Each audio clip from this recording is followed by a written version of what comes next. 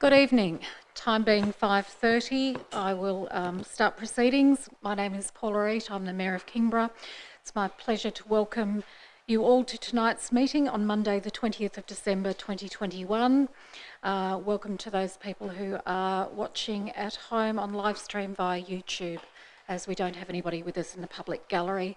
It's 5:30 p.m, so I now officially declare this meeting open. I wish to advise that council meetings are recorded and made publicly available on our website. In accordance with council's policy, I'll ask the Acting General Manager to confirm that the audio recording has commenced. Confirmed.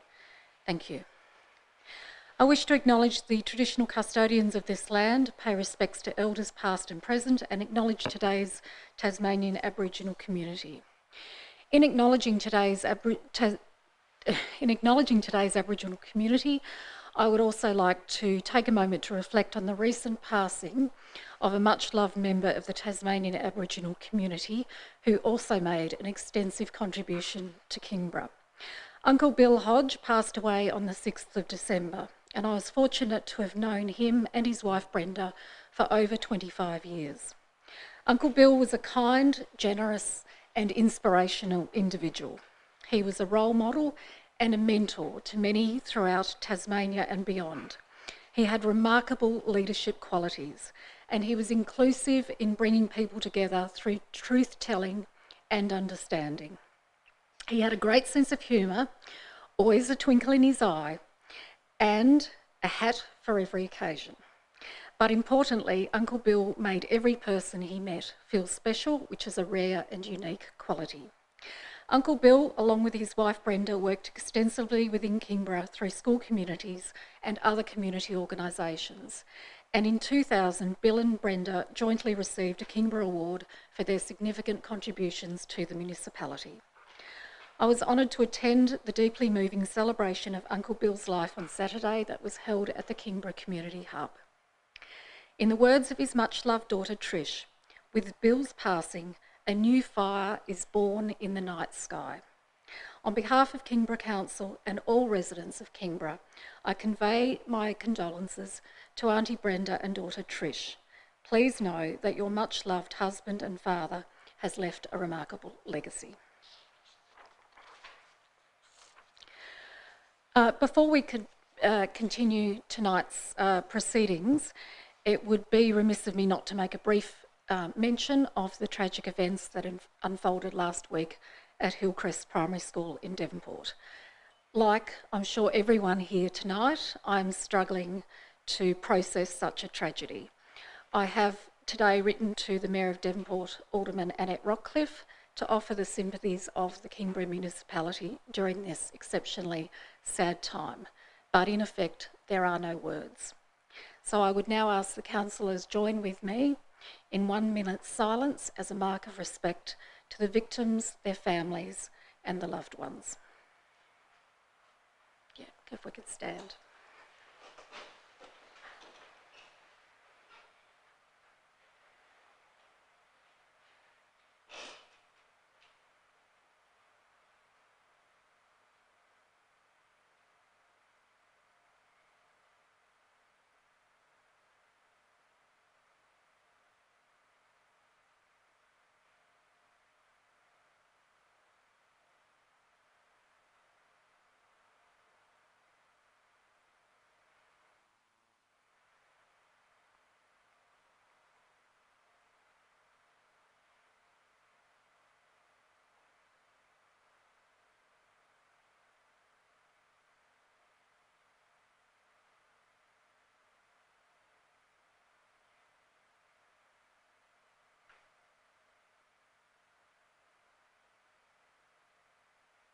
Thank you.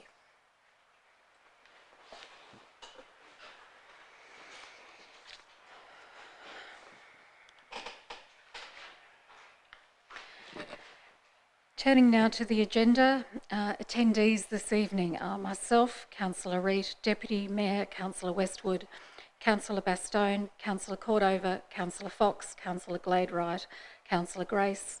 Councillor Midgley has indicated she may be a few minutes late.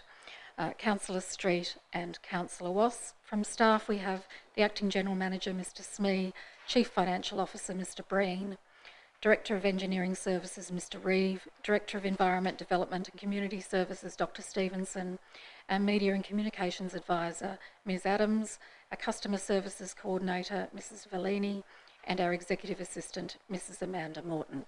We have no apologies this evening. On page 1 now, confirmation of minutes. The motion is that the minutes of the open session of Council meeting number 24, held on the 6th of December 2021, be confirmed as a true record. Do I have a mover? Mover in Councillor Fox, seconder in Councillor Bastogne. All those in favour? Against? Motion is carried unanimously.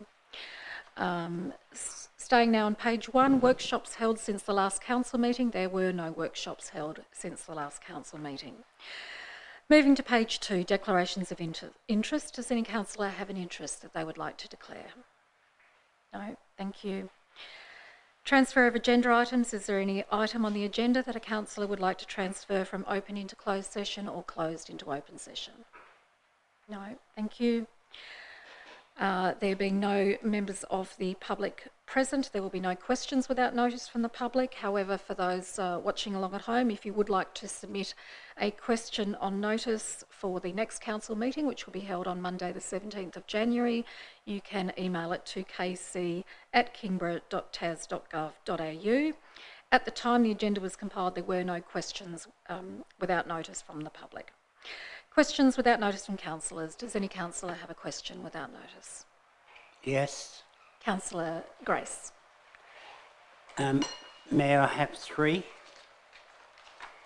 I've had numerous phone calls from Middleton residents about barking dogs. It's been going on now for a year. Madam Mayor, so obviously it's getting on somebody's nerves, and we need to address this and find out how many dogs or what is going on down there. I'm told by the Progress Group, who I'm a member of, it's not a major problem. I would ask that Council please monitor the situation there. Thank you, Councillor Grace. So we would need somebody to lodge a complaint. I believe directly. they have. Okay, thank you. I believe several complaints have been Okay, lodged. because we would need some specifics about Yep. whereabouts and Yep. times and so on. So Mr Smee has made a note of that and we'll follow And that up. I've seen 2 of them. 2 complaints or 2 dogs? No, I haven't seen the dogs. Every time I go down there, they behave themselves.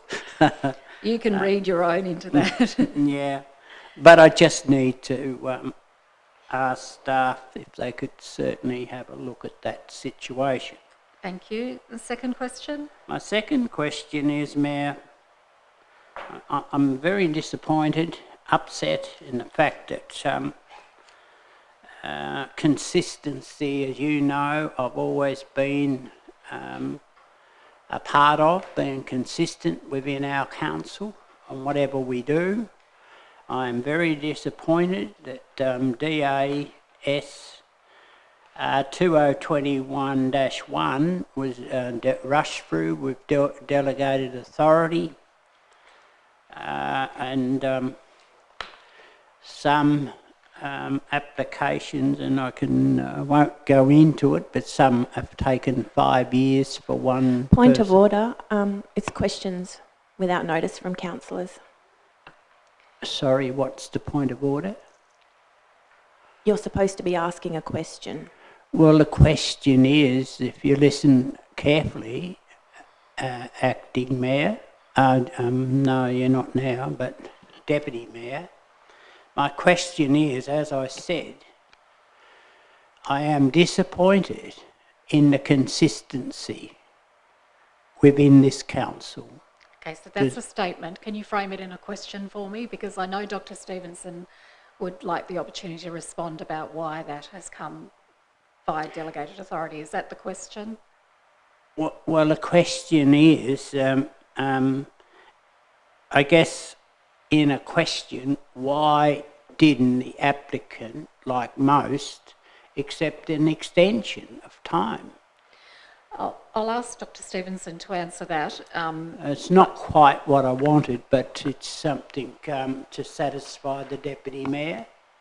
Thank you. Dr Stevenson. Thank you, Mayor, through you. This was a complex application that has required some toing and froing, not just on Council's part, but included a 6-month or so delay while we waited for information from the applicant. But essentially the reason it had to go to the General Manager for a delegated decision was that the representations submitted information on the 23rd of November, which was quite complex, included traffic reports. We would have needed to assess that within 2 days and complete the report within 2 days in order to make the 7th of December council meeting. We requested an extension of time from the applicant on the 1st of December, which they denied. They would not wait for this meeting, and so therefore we can't stop the clock in relation to some of these matters. So the time would have run out and it would have been decided anyway.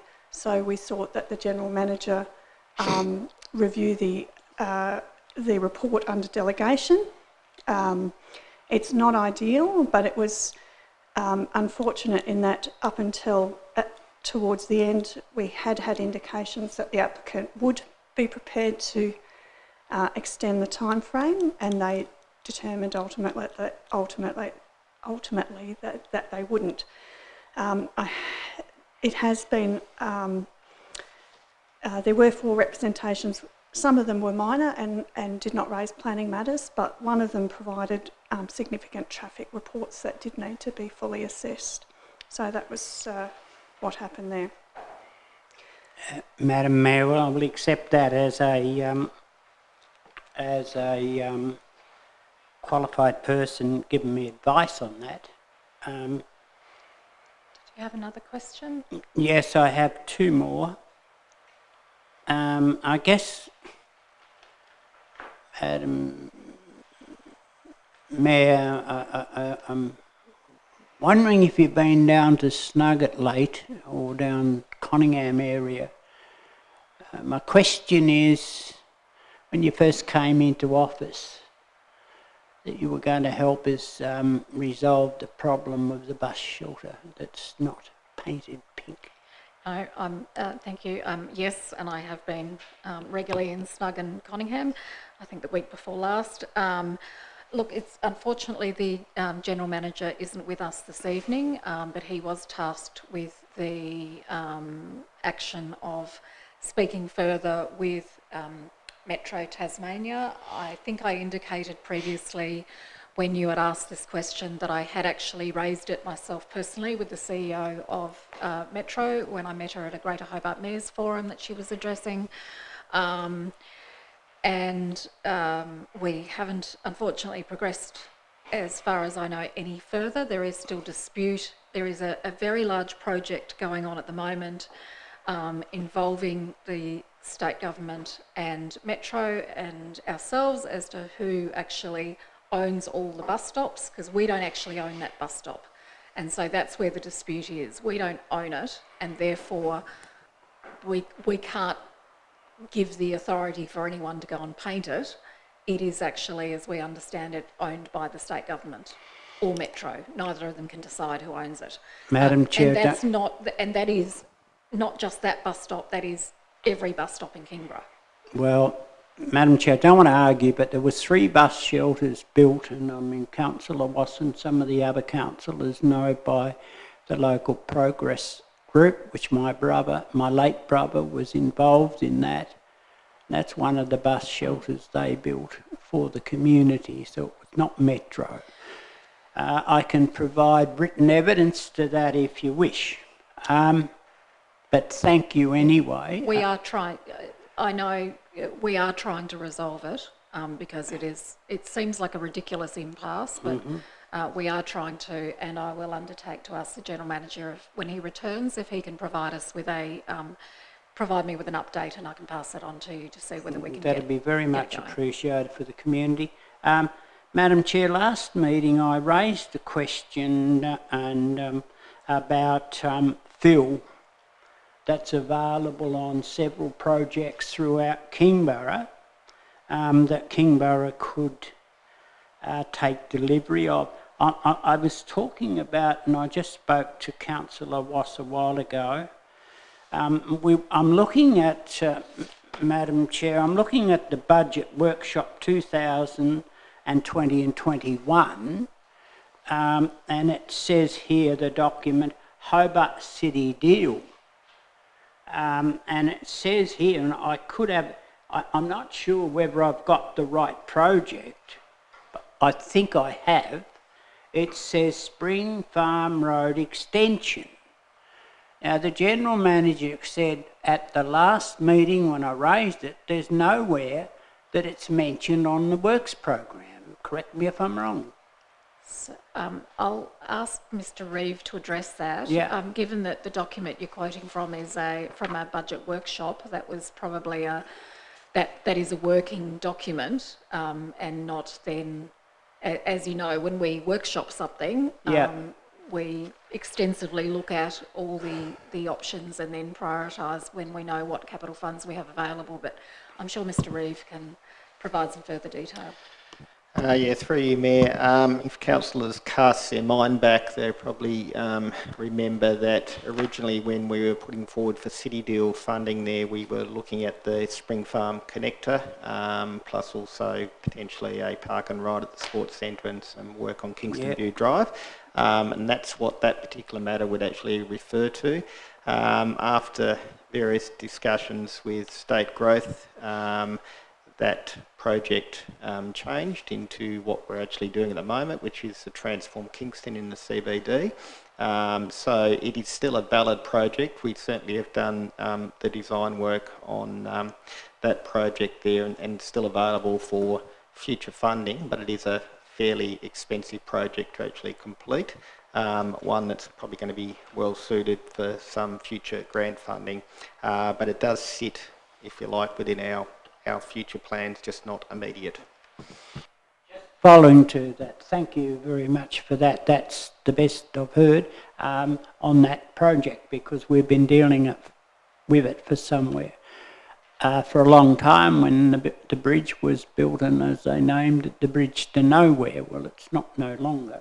Mr. Reeves, as I understand, there's going to be a lot of fill required up through that swampland up towards the cemetery onwards, and I only raised it because I know a couple of contractors that have a considerable amount of fill that they would make available, and it's very good stone fill. Thank you.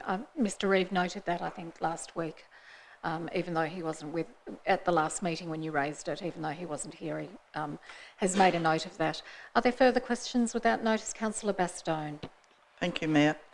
I have 5 questions, 3 of which are for closed session.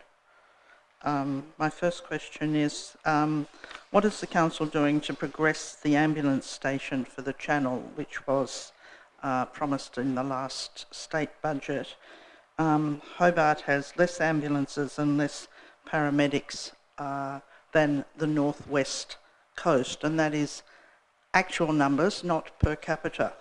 And after the tragedy this last week, if such an occurrence was to happen either at Woodbridge, at Cygnet or at Huon, we would be severely understaffed. So I'm just wondering what is actually happening about the ambulance station for the Channel. Thank you. It's not something that has come across my desk in the last few months, but certainly in light of what you've just raised, we can write to the Premier and to the Minister for Emergency Services to seek an indication of the timeframes for that budget commitment. I can't recall from whether it was included in the last state budget or not. So certainly we can, I can write to them and impress upon them the need for that, just as we've also impressed upon them the need for additional police in Kingborough, and also recently Councillor Gladright and I had some discussions with the Kingston Fire Station about their needs for. So there are significant needs in the Kingborough region in relation to the growth aspects that we're seeing and the need for equitable access to emergency services. So I'd be more than happy to write and lobby for that. Thank you very much. My second question might also not have yet come to you, but it might have so. What discussions have been held with Metro regarding the upsurge in violence towards the bus drivers on our route, including 2 who were attacked in Franklin Square when off duty? The perpetrators are a young group known as the Red Caps and appear to live in the Channel area. Once again, that's not something that I was aware of. I didn't realise there was a connection to this area with those, but certainly I'm sure that I know that the state government has made a range of statements on this matter about wanting to work with Metro to protect the safety of their drivers, which of course should be paramount, because we don't want to see a situation where buses are pulling out of routes because of the behaviour of a small number of patrons. Yes, small number. Yeah, thank you very much. If there are there no... Councillor Wass. Yes, thank you, Mayor. I'm wondering what, if any, input there is or does Council have in relation to Metro regarding urban bus routes?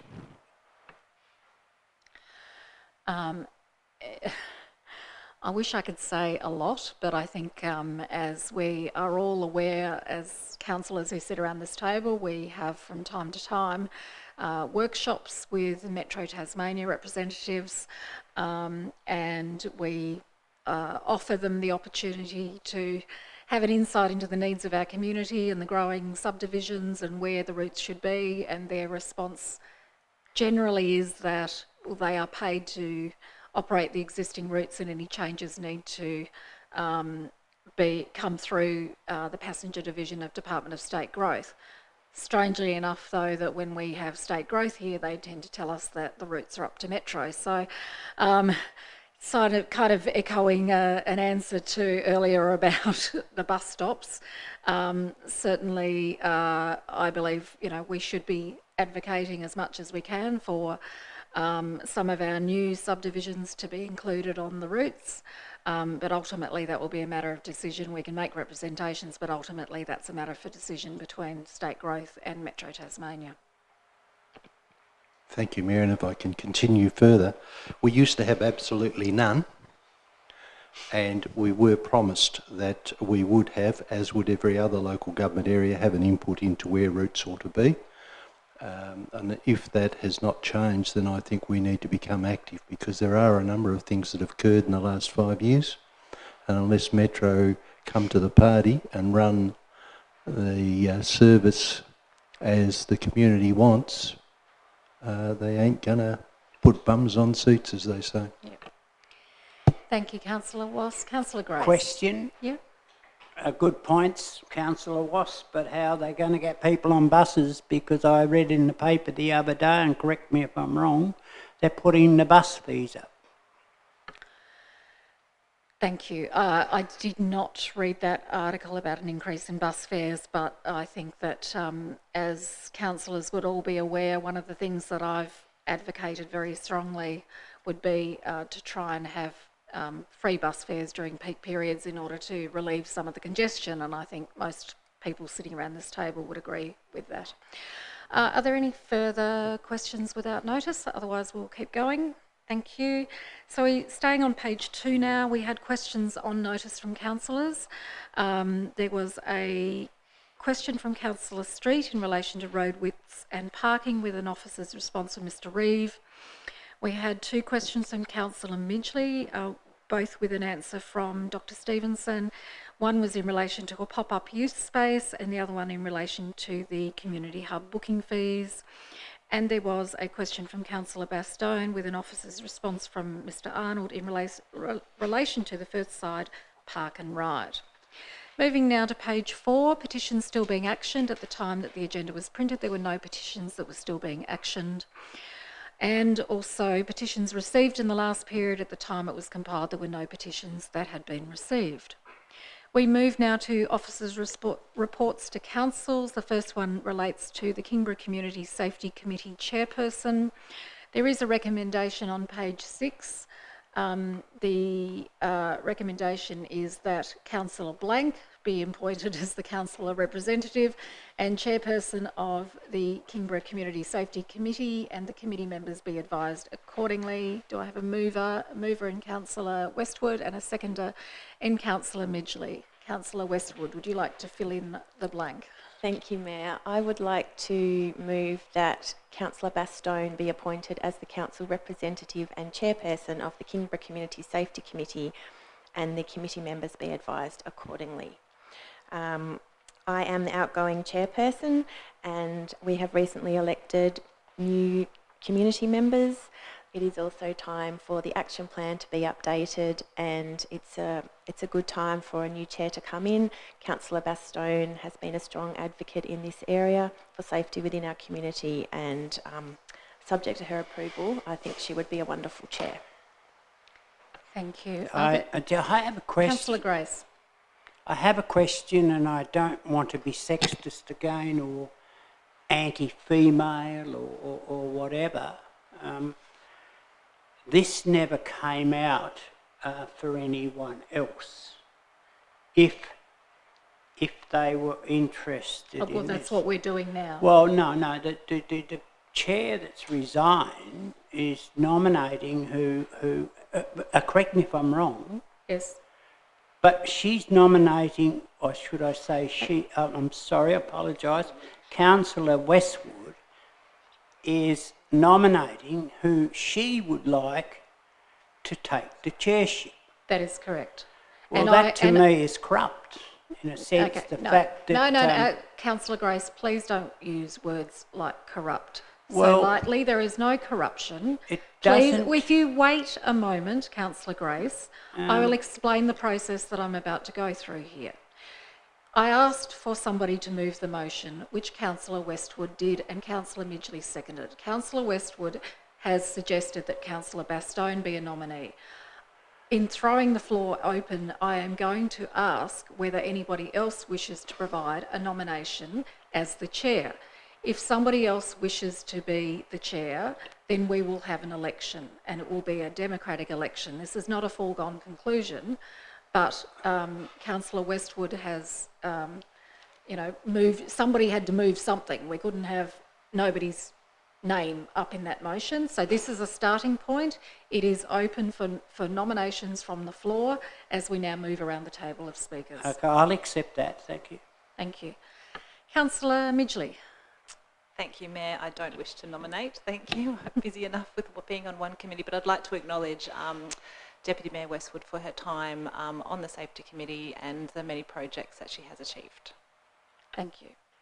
Councillor Cordova. Thank you, Mayor. Like Councillor Midgley, through you, Mayor, I'd like to acknowledge the terrific work that the Deputy Mayor has done on the Safety Committee and her good work with that, and also to all the volunteers on that Safety Committee for the good job that they do.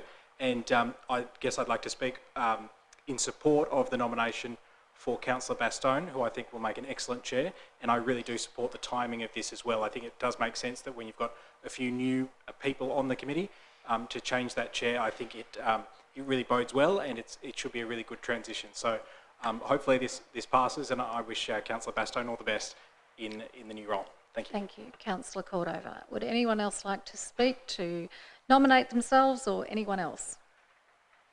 No. Councillor Bastogne, do you accept the nomination? Yes, I will accept the nomination. Thank you very much. Just thought I should check before putting it, because that'd be awkward then, wouldn't it? Councillor Westwood, would you like to sum up? Okay, so I'm going to put the motion, and the motion is, as printed on the screen now that we have a name in there, that Councillor Bastogne be appointed as the council representative and chairperson of the Kingborough Community Safety Committee, and the committee members be advised accordingly. It was moved by Councillor Westwood and seconded by Councillor Midgley. All those in favour? Against? A division is required. All those in favour with a show of hands, please. Yes. Councillor Cordova, Was, Midgley, Gladeright, Fox, Street, Bastogne, Westwood and Reet. Those against, Councillor Grace. Thank you. The motion is passed.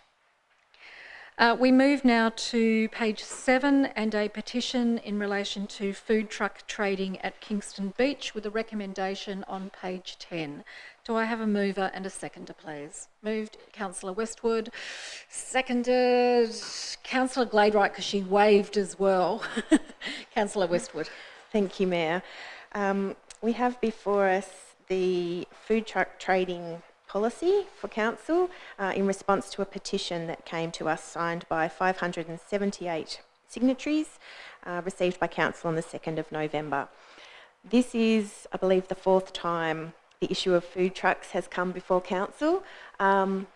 It's not a straightforward issue, and I think all of us have been surprised at the passion of the community both for and against food truck trading.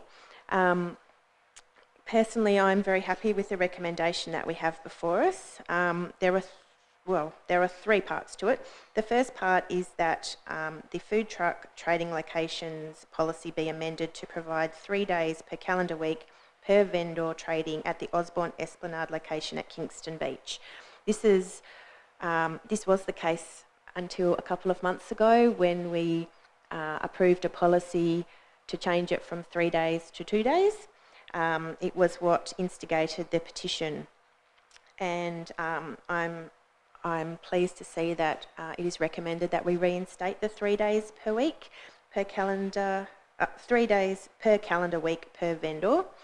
The second part of the recommendation is that council officers investigate the provision of 1 reserved food truck space in a currently unused road verge on Osborne Esplanade. That came up through subsequent consultation. It has been suggested by food truck owners themselves, as well as businesses along Kingston Beach. The issue at the moment is that food trucks are required to park in a parking area, a designated parking area, and obviously with a truck and a van, more than 1 car park is taken up. And so I thank council for listening to the issues that were raised, and do encourage them to use that unused spot along Osborne Esplanade. The second part is to pursue an online booking system to ensure compliance to set trading times and fair and equal access to the trading site.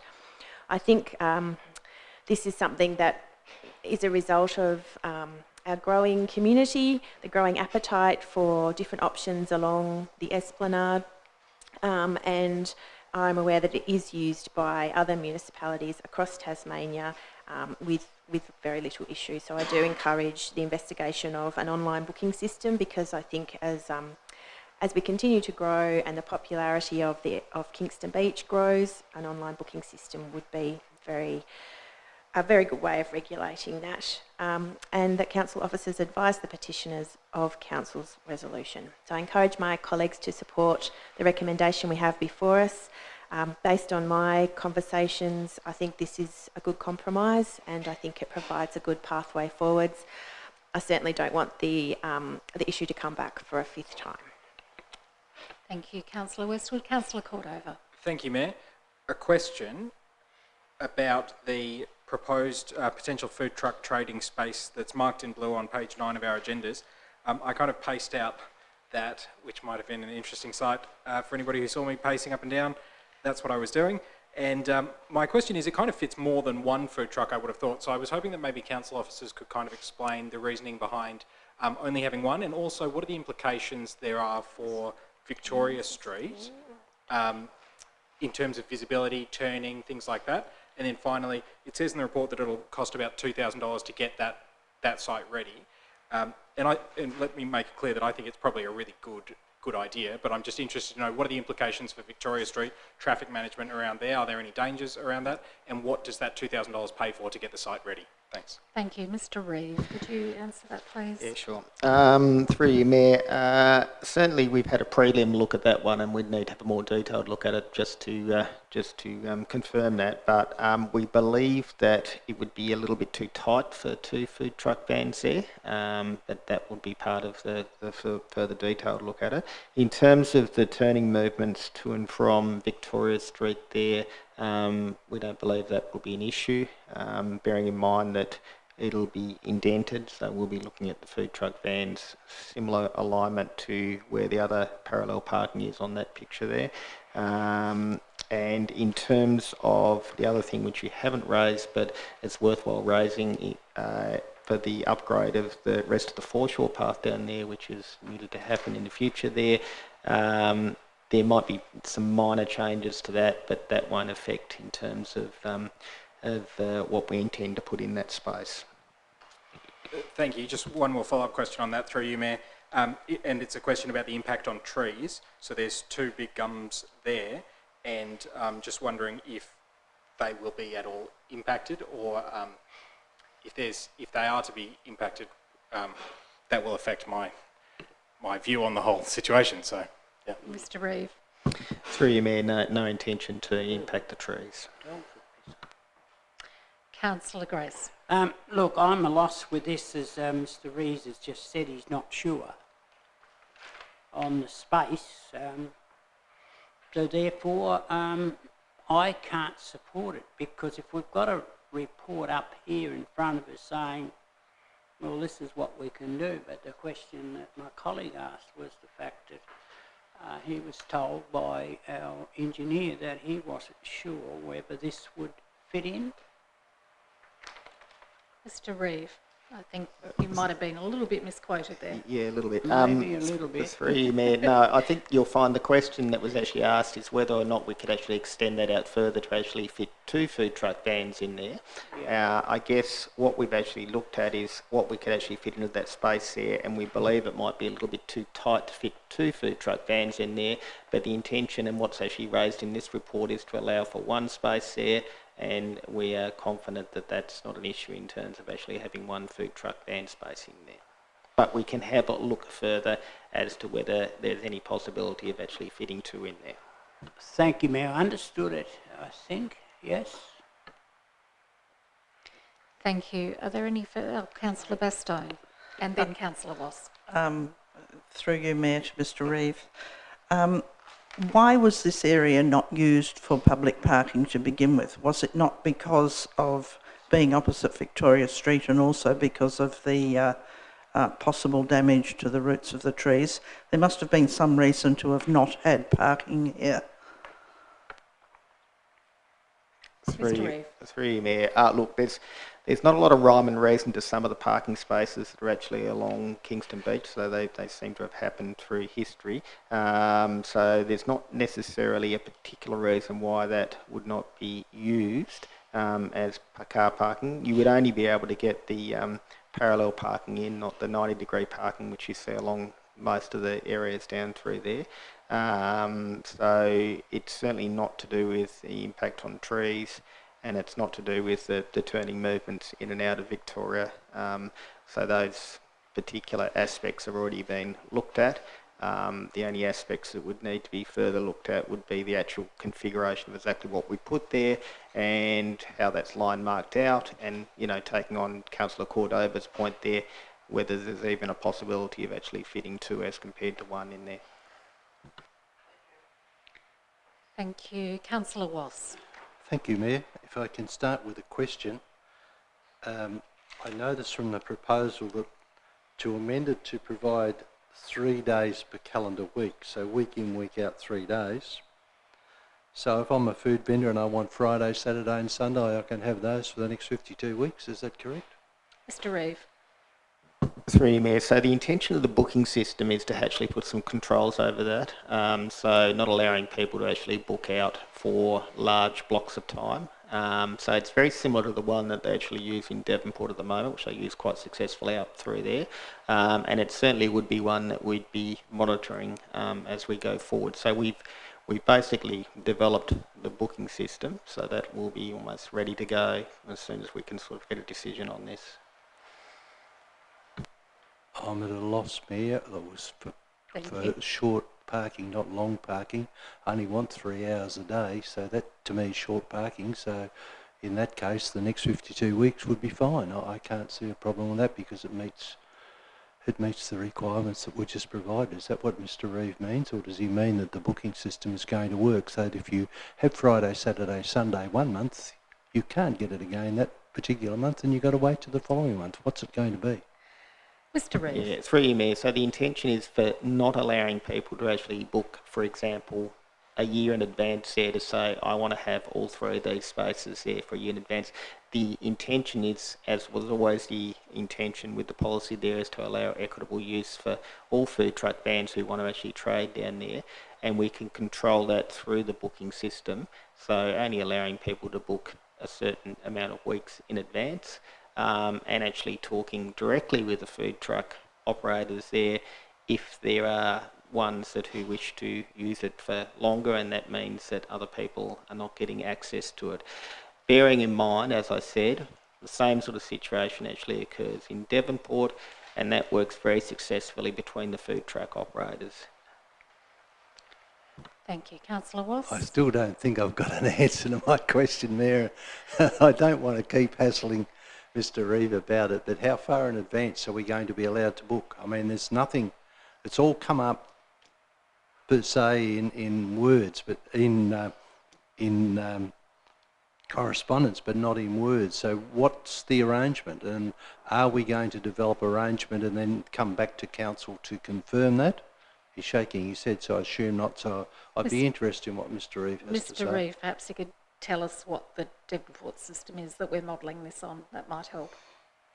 Through you, Mayor. Look, I think we're starting to get into some of the operational details there, but certainly the viewpoint is there probably about 2 to 4 weeks there. We'd allow people to actually book ahead. But of course, what we can do is adjust that if we find that that's actually causing some problems as well, as is the case with lots of different things that are actually in the policy there. If we need to make some adjustments there, we've tried to build that into the policy to allow that flexibility in there for that to happen. And that will be the same with the booking system there. What we don't want to have happen there is people feeling from the food truck operator's perspective there that they don't get a fair go in terms of actually being able to trade in that location there. So I would say 2 to 4 weeks would be the maximum of booking ahead of time there, but if we want to change that, we'll have that ability through the booking system. Mayor, if I can continue, I will speak against the motion. I've always been concerned about the traders in existence. They're the ones that have worked to make Kingston Beach what it is, and I see food vans coming in at the best time of the day. They're not there all day. They come in, they take the cream off the top, they disrupt everyone else, and they go. Now, if the community wants that, that's fine, but some of the community don't want it, and certainly the retailers don't want it. The retailers have got fixed overheads. They have to pay rates and taxes. These food vans virtually get their site for nothing. The other aspect, of course, is where it's proposed on page 9, I'm concerned about the safety. We have the toilets on the urban side of the road, not on the beach side, and if the food van goes where it is, where are, particularly children, where are they going to cross after they've been across the road and washed their hands and they're heading back? Where are they going to cross to go to the food truck? I know it's a slow limit along there, but if you've ever seen children, they run out between vehicles. You do not see them virtually until you're on top of them. I think we're going to create a safety issue. The other aspect that I'm concerned about is that we're going to provide them with all they asked for. They wanted 3 days. Certainly the retailers didn't want the 3 days. And on that basis, I'm a little bit concerned that we haven't given any consideration whatsoever to the brick and mortar retailers, and therefore I will oppose this motion. Thank you. Councillor Midgley. Thank you, Mayor. I wasn't going to speak, but a few other comments have sparked a couple of questions. I think it has been around and we have discussed a lot, and it's great that, it's great the community has had a voice and put forward a petition on that. And I know we haven't had a petition from the local bricks and mortar food businesses either, saying they don't want food vans. So am I correct in thinking that if a food truck's booked in and it's a quiet night, they just leave, they don't be there, they don't have to operate. There's no use them staying there if they're not making any business. Am I correct in that thinking? Correct. And so then there are those nights that it is really busy and you queued for an hour and a half to get pizza. I think they're those nights that a food van will be really suitable down there, and it provides a great opportunity. Someone let me know, a local at Kingston Beach said last week when it was that hot day that queues were down the road like going into Byron Bay. It was really busy, and we need that more variety of food choices. So I think, just to comment on what Councillor Wass said, I think that food vans won't operate if there is no business. They're not going to stand there for 2 hours and sell one taco.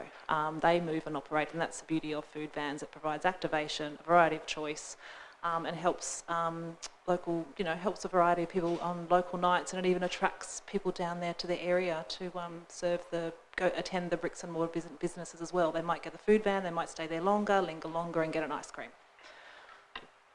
Thank you. Councillor Fox, and then Councillor Street. Thank you, Mayor. I'm looking at this motion before us, and I don't see any sunset clause or what the time limit might be on the decision that we're about to make, whether it's for a trial period or 1 year or 2 years. I was just wondering what the staff envisage. Mr. Reeve. Through you, Mayor. As is all the discussions associated with this matter there, it's bound by the policy itself there. So the policy has a time limit. I think it's a 3-year policy from memory. 2 or 3 years. So then this will then be up for discussion at that point as well, as would all the other things within the policy or associated with the policy. So, and also, I guess we're talking about 3 days per calendar year per vendor, but this doesn't mean that it means that the site could be occupied 7 days a week, 12 months of the year. Is that right? Mr. Reeve. Through you, Mayor, under the current policy, it could be 7 days a week, 12 months of the year. Under this policy, it could be 7 days a week, 12 months of the year. It just allows a particular operator to be down there a little bit longer each week. Rather than just 1 day a week, it's 3 days a week. And I'm a bit confused because I thought I understood that it's gone from 2 days to 3 days, but it was moved, it was originally 3, it moved to 2, and now it's gone back to 3. And now, but I thought originally we moved it to 1 day and then it's moved back to 3. I'm just not sure which is reality. Mr. Reeve. Through you, Mayor. So the latest endorsed policy from Council is for 1 day a week of trading. This petition talks about moving it back to the original, which is 3 days of trading, and that's what Council are actually discussing at the moment. Thank you. Thank you. Councillor Street. Thank you, Mayor. I have a lot of sympathy for Councillor Wass's arguments, but I also accept that I have well and truly lost the war on this matter, and I don't see this resolution as markedly changing the position from our previous policy, but for the fact that we're going to let individual operators operate for 3 days rather than 1. And so on that basis, I'm happy to support it, knowing that I've well and truly lost the food truck at Kingston Beach battle. The one thing that I will say though is this. There was a comment about the fact that retailers and people opposed to food trucks haven't had their own petition. I just caution, for what it is worth, that I don't think we are here necessarily always to make decisions for the loudest and for the greatest number of petitioners. I think we're here to make the right decisions, not necessarily the decisions that we get shouted at loudest about. So that's the only thing that I will add in addition to my support for the motion. Thank you, Councillor Street. Councillor Cordover. Thank you, Mayor, and yeah, thank you to Councillor Street for that very measured and reasonable position. I think that's right, that we as, you know, representatives in the community, it's a very privileged position that we're in, and so we obviously have to make decisions that are in the best interests rather than just that are catering to, you know, whoever was the last person to advocate. What has convinced me to support this motion is that it does actually strike what I consider to be a balance. So there's obviously these competing interests that exist here where we obviously want to support our bricks and mortar. We know that they have contributed an enormous amount to what makes that area so vibrant. In addition to the beautiful natural assets that we have, we've got these terrific outlets that work really hard, they employ people, and we owe them an enormous debt of gratitude. And so we can show that through our patronage of those bricks and mortar stores, and we can also support them. But this is also about giving extra options and extra choice, and I think Councillor Midgley made a very good point about that there are occasions where that area, and this is a good problem to have, that area is so busy because it's so beautiful and it's so enjoyable and it's great for families. So we need to be able to cater to a growing community. So I think that this is a balance that is struck. I am really pleased that there'll be no impact on those trees. I think finding that potential food truck trading space that's marked in blue in the council agenda there, I think that is a good solution, and I look forward to hearing more about that. I think it's also worth noting that on receipt of the petition, so the council officers, to their credit, went out and asked, you know, after receiving this 578 signature petition, they then went out with an online survey presented to all the people who had who had been a Kingborough food truck holder, a licence holder in the past, as well as contacted 8 of the fixed premises food businesses in the Kingston Beach area, inviting written feedback. And it's worth noting that, you know, 4 of those 8 provided comments. So it wasn't exactly a ubiquitous view. You know, it wasn't like 8 out of 8 fixed premises there were up in arms against it.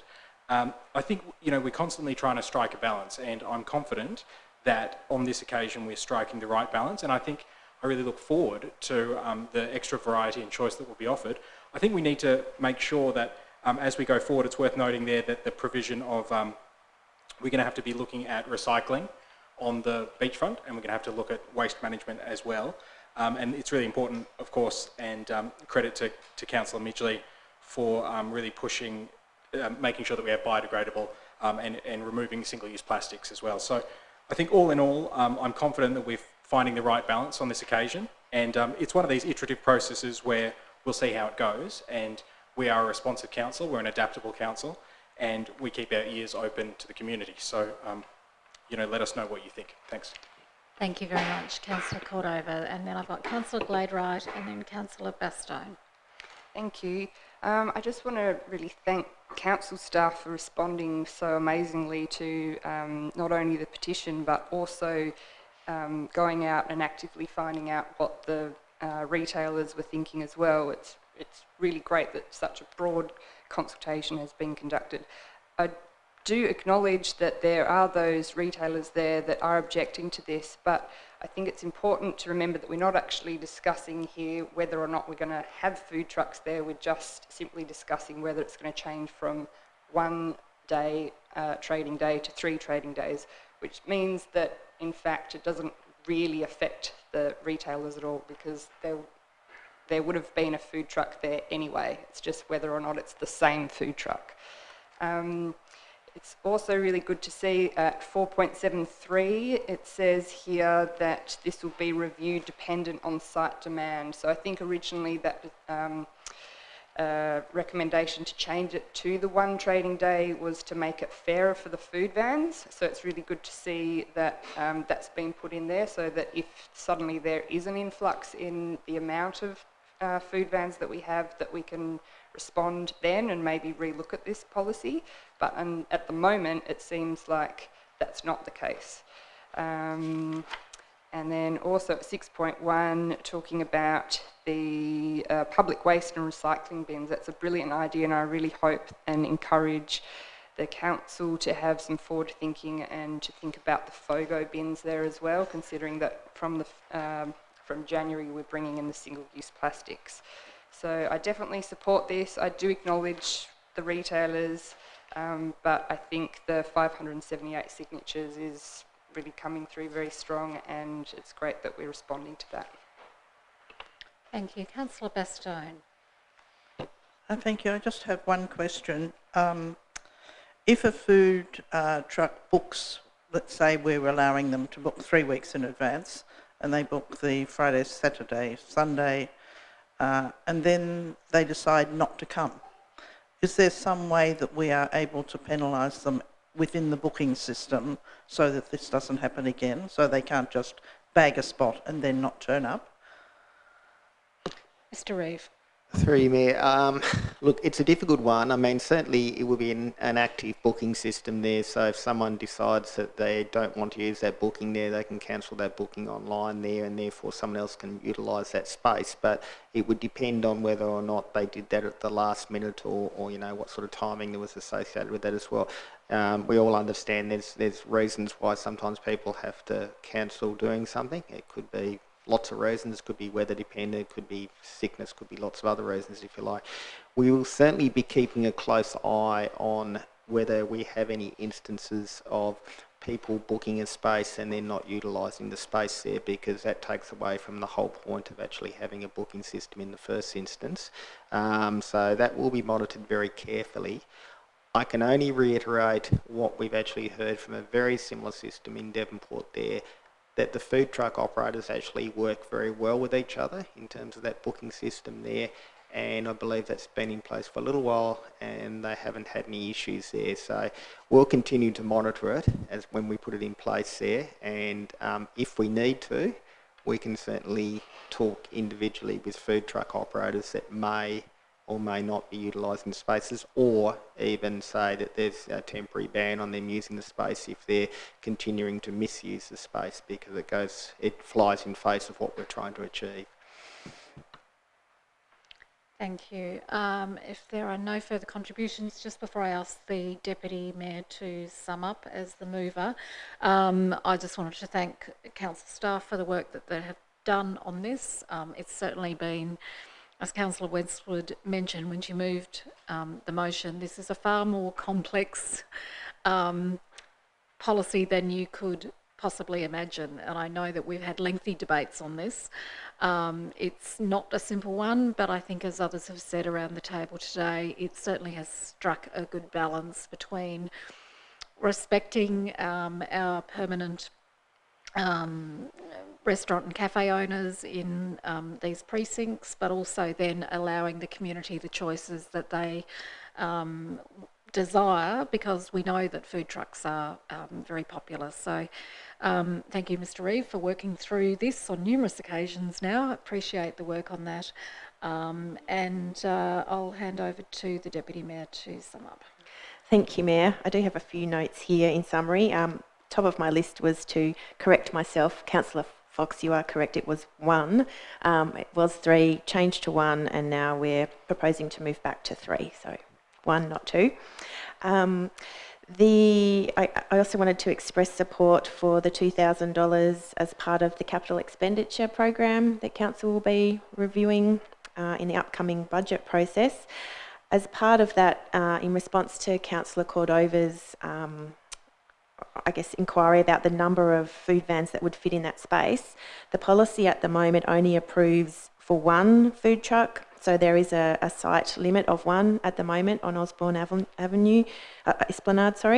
I guess also to note though that Osborne Esplanade is just one of the pre-approved trading locations that with the one we're dealing with tonight. There are 2 food trucks permitted at Christopher Johnson Park, which is down near Dog Beach. I guess in terms of future-proofing, I would support Councillor Cordova's suggestion that, if possible, maybe council staff consider making the space big enough for 2 vans if possible, particularly if we come to review the policy in future as mentioned under 4.7.3 according to demand. I guess also just to point out that there is a maximum of 4 hours per day per van trading limit, and at Kingston Beach, Osborne Esplanade, the trading hours are 9 a.m. till 6 p.m. At a number of other sites, pre-approved trading locations, the food vans can trade until 9 p.m. So I also think this is a really good balance, as best as we possibly can, between supporting our bricks and mortar businesses that do bring a wonderful vibe to Kingston Beach. I have had some conversations myself with businesses who are opposed to food vans down there, but also acknowledging that there are some businesses who don't have such an issue with them. And not sure. Oh, sorry, one more point. Waste management, yes, if we could consider more recycling bins, that would be really good, because last summer the bins were overflowing and they had to be have extra cleans, extra emptying assigned to them. Pedestrian crossing, there is a new pedestrian crossing outside the toilet block where people can safely cross. It's a beautiful pedestrian crossing. As far as having a pedestrian crossing right where the food van location is proposed, we currently don't have a pedestrian crossing for people to cross to access food vans, so it's not like we're moving anything. And look, I think this is a compromise. One of the things that was raised with me by the businesses was the fact that when we required food vans to park in designated parking spots, they did take up a number of parks that could otherwise have been used by visitors to the beach or people who were frequenting the bricks and mortar businesses. So I think by having a reserved food truck space, we do in some way ease the concerns of some of the bricks and mortar businesses, and I ask my colleagues to support the recommendation as we have before us. Thank you, Councillor Westwood. I will put the motion now as printed in the agenda and on the screen. It was moved by Councillor Westwood, seconded by Councillor Gladright. All those in favour? Against? A show of hands is required. All those in favour? As Councillors Cordova, Midgley, Gladright, Fox, Street, Bastogne, Westwood and Reet, and those against, Councillors Grace and Wass. The motion is carried. We move now to page 12 to a report headed Community Services and Youth with a recommendation on page 15. Do I have a mover and a seconder, please? Moved in Councillor Midgley, second. Page 12, is it? I said page 12, yeah. Sorry, did I say with a recommendation on page 15? Oh, sorry. Yep. Yep. Sorry? Yes, okay. Thank you, sorry. It's whatever if you just put your light on, it doesn't necessarily mean that you want to move the motion. So if you wave, she's very good at waving her arms around. Moved Councillor Midgley, seconded Councillor Gladright. Councillor Midgley, then I'll go to Councillor Gladright. Thank you, Mayor. I just wanted to share the enthusiasm. It's great. It is great. It is great. Hopefully it progresses throughout the meeting. So just noting that the report has come to us a couple of months ago. There was a lot of talk on social media regarding what are we doing about young people in Kingborough, and that's really positive because often young people and children are the hidden voices in the decisions that sometimes we make around our municipality. And there's also been a change in the youth services from the move from Y Space to the hub, and there was a lot of discussion around that. So this report, thank you Dr Stevenson, provides a good history and context of the youth strategy, the change from Y Space to the current youth programs and the future youth programs. So as councillors we can all understand where the youth programs are going, and so we don't forget about what we're doing for young people, and we can talk to local young people and families and schools about the positive things that council is doing. I note that it states there's been a lot of engagement as well with young people, so we can really clearly see that their voices are being heard in moving forwards with this new vision and how that incorporates with the youth strategy, and also the revitalisation of the YAC and the programs that they're doing there. Noticing a few different interesting discussions that they're having. on social media, and also noting as well that in our community services that we do have a low number of staff who are doing a really great job.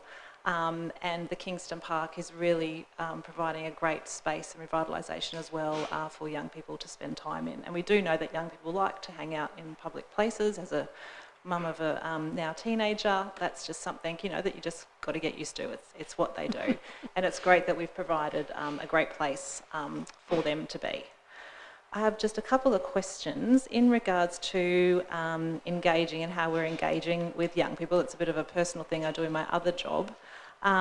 What social media platforms are we using to promote the youth activities, and how do we report back to young people? So that providing that full spectrum of community engagement protocols, I guess, around we hear the voices of young people, how do then we report to them and acknowledge and let them know that we've heard their voices and these are some of the things that we're doing.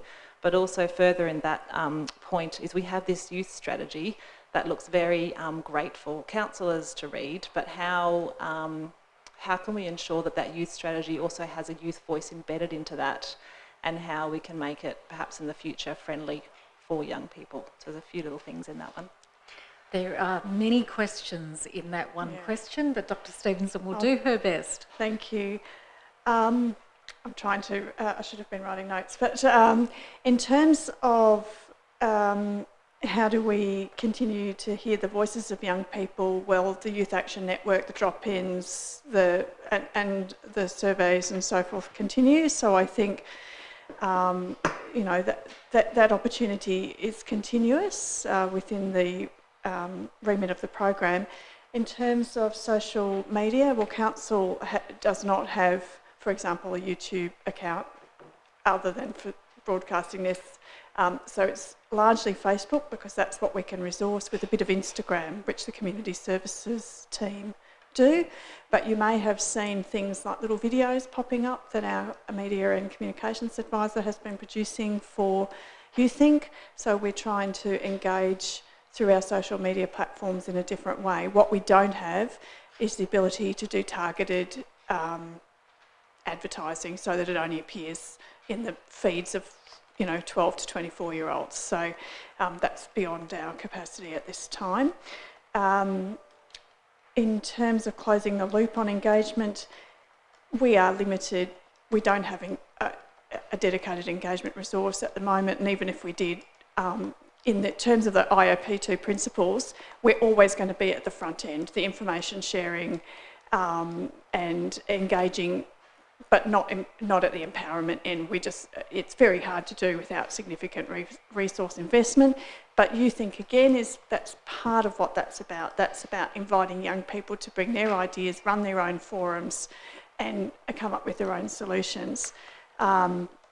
And we just have to be a bit opportunistic. We do look for grant funding to help us with some of those things.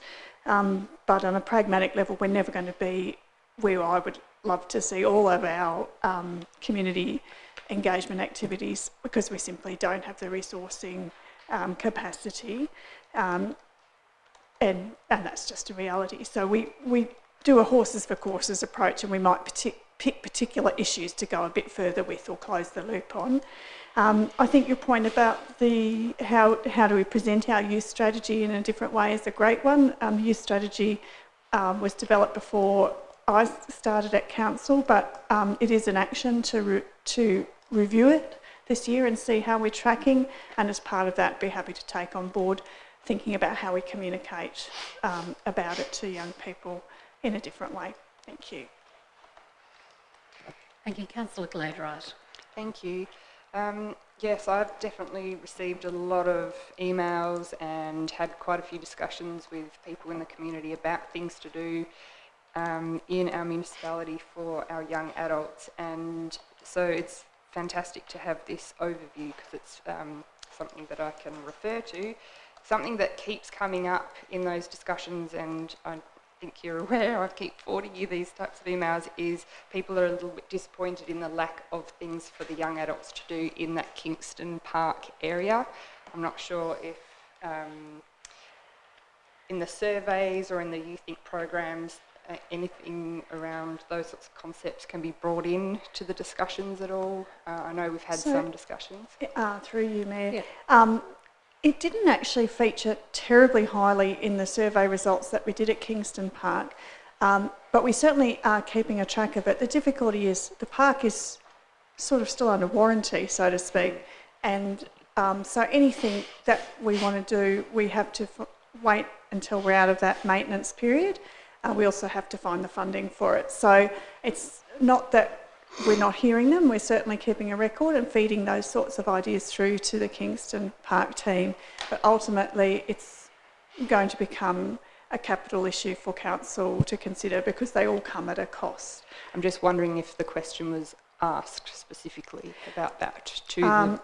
There was, no, they were asked in the face-to-face interviews that were done with young people in the park. There were two aspects. One was about had they had any experience of antisocial behaviour and what did that look like, and actually that was very low in the reporting. And the other one was their ideas to how to make the park more youth-friendly, and there have been some ideas. Some will be totally dependent on grant funding because they're quite big in their scope. Others, we've been able to activate some of them in the drop-ins, things like putting the portable table tennis out when we have Mission there and those sorts of things. So some we can activate on a small scale and others will be dependent on a capital program. And another thing that was raised quite a lot was access to the Blackmans Bay skate park is quite difficult. Like in the school holidays, there's no direct buses or things like that. So wonder if, you know, a free bus on the weekends to the skate park has been considered or anything like that. I might be getting off topic here. Yeah, it's certainly not anything that's come through our surveys or to me. And again, that would have to be a budget bid. It doesn't, you know, it's not something that we have funding that we can just magically do. Thank you. Councillor Gladwright. Councillor Grace. Thank you, Mayor. Mayor, you may remember some years back as Minister of Education, you came down and spoke to the Youth Council on several issues. Those days the Youth Council was set up from the main high schools. They met here in the chambers monthly and forward quite significant information to council. But unfortunately it ceased because of money. Council didn't want to provide the funds. I have a lot of literature on that, as I was chair of that committee for several years, I think. But diversity today is different than what it was 5 years ago. We have problems in our little area with youth, condongs, needles, tablets,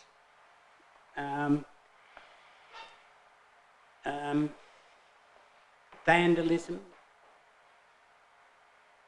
within our area at Snow. Drugs is the big issue, and I mentioned that to the existing Mayor Winter, and I believe now I haven't seen much evidence in the last 4, 5, 6 months. But we go back to youth, and if you want youth to work, and this is my own opinion, and I strongly believe, because I was the actually one that introduced Youth Council, but unfortunately the year I did it, I didn't get elected, but my colleague, or not my colleague, but a friend of mine, Peter Lindsay, undertook it and got the whole thing moving. So I think basically, Mayor, maybe we should sit, I believe council sometimes should sit as a workshop and speak about openly like I've just done tonight. I'm not proud to sit here tonight and say condoms are left up at the shop under the seats and there's activities down under the bridge and all that sort of stuff. But we are a growing municipality. I mean, when I was a kid at 13 or 14, if I wasn't home by 9 o'clock, man, I wouldn't walk the next day. But all these things are changed. So back to the point, and again, Mayor, we haven't got the resources. And we talk about a favourite subject of mine is the LGT, whatever you call it, whatever. We have problems within our municipality with young people that would like privately to come forward, not in such a manner as, how can I say it, we should have a liaison officer or somebody that they can talk to, boys, girls, whatever, you know, but that's my view. I think we've come, but we stopped in a lot of ways because the diversity of our municipality has grown such, and there are so many different nationalities within our community that we need really to get hold to and learn their culture, I guess. I mean, look, I could talk about this, and as I said, Mayor, one day, I guess it'd be nice to sit down and just have a workshop and talk about, to give our staff some sort of an idea what we see in our areas, whether you believe it or not, but it's all good. Hobart City Council did exactly what we did. Only a few weeks ago, I brought the youth in and they did a full council meeting with the mayoral bells and whistles and stuff, and they achieved an awful lot. I'm going to finish because also with our youth council and Bruny Island Primary School, council used that in their annual general report to the community. Thank you, Councillor Grace. Councillor Westwood. Thank you, Councillor Mayor. Cordova. Just to pick up on something in this report, Youth Action Kingborough, YAC, a group of young people surveyed 150 of their peers to build their understanding of key issues of concern to Kingborough's young people, and the top 3 issues, in order of importance, were number 1, mental health services, number 2, a clean, healthy environment, and number 3, public transport. I'd just like to put it on record, as per the report, there are no providers currently situated in Kingborough to provide mental health services to our youth, and I think that's a great shame. Question to that, Mayor. That goes back to even when we first had youth council. They at least 2 of the questions that were raised 15 years ago. Councillor Grace, thank you. Councillor Cordova, and then yes, Councillor Cordova. Thank you, Mayor. And firstly, might I just thank the 6 staff in the community services team for their hard work. And it's such an important area, and I think one of the reasons why it's not given the appropriate resourcing, I mean not just in a council sense, but at state and federal government as well, is that young people aren't given the vote, and I think we should be lowering the voting age to make sure that young people get the chance to elect the officials that they want, and that they actually have true representation. So let me take this opportunity to advocate for lowering the voting age. I also think that the council has an enormously important role to play when it comes to providing youth services, but also that there are a lot of players involved in this game, and so obviously it's worth noting the good work of the neighbourhood houses, the Link, service clubs, sporting clubs, Relationships Australia, Anglicare, Remission, state government services. There's so many that contribute and they do a good job, and we need to work with them in partnership, as I believe that we do. I support Councillor Grace's discussion about a youth council. I certainly participated in a youth parliament when I was a young person. I think there might be somebody in this room who did as well. I'm not sure whether they want to admit that, maybe they do. Councillor Street, terrific colleague, a youth parliamentarian colleague, a while ago now. This is really important to encourage engagement, and I think what's really telling about this report, and something that I do want to touch on, is the fact that there is, and I'm reading here from page 13 now, there is often a disconnect between what we hear from parents versus young people. Young people don't want formalised spaces overseen by adults. They want to be able to access a wide range of spaces without disapproval. And that's exactly what I think Councillor Westwood was getting at, that in the mental health, in the survey that was conducted by YAC, the three things that came up out of that survey of 150 people were: number one, mental health service provision; number two, clean and healthy environment; and number three, public transport. So this is where I'd like to take that opportunity to say that Kingborough is calling out for, is in desperate need of mental health services and provision.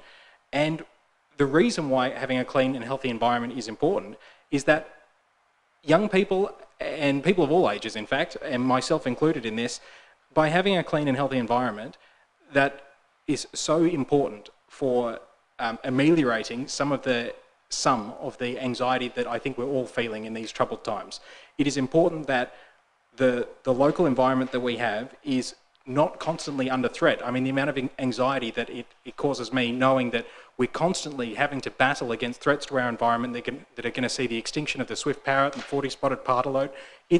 We need to be doing everything that we can to listen to young people when they say they want mental health services, they want a clean and healthy environment, and they want better public transport.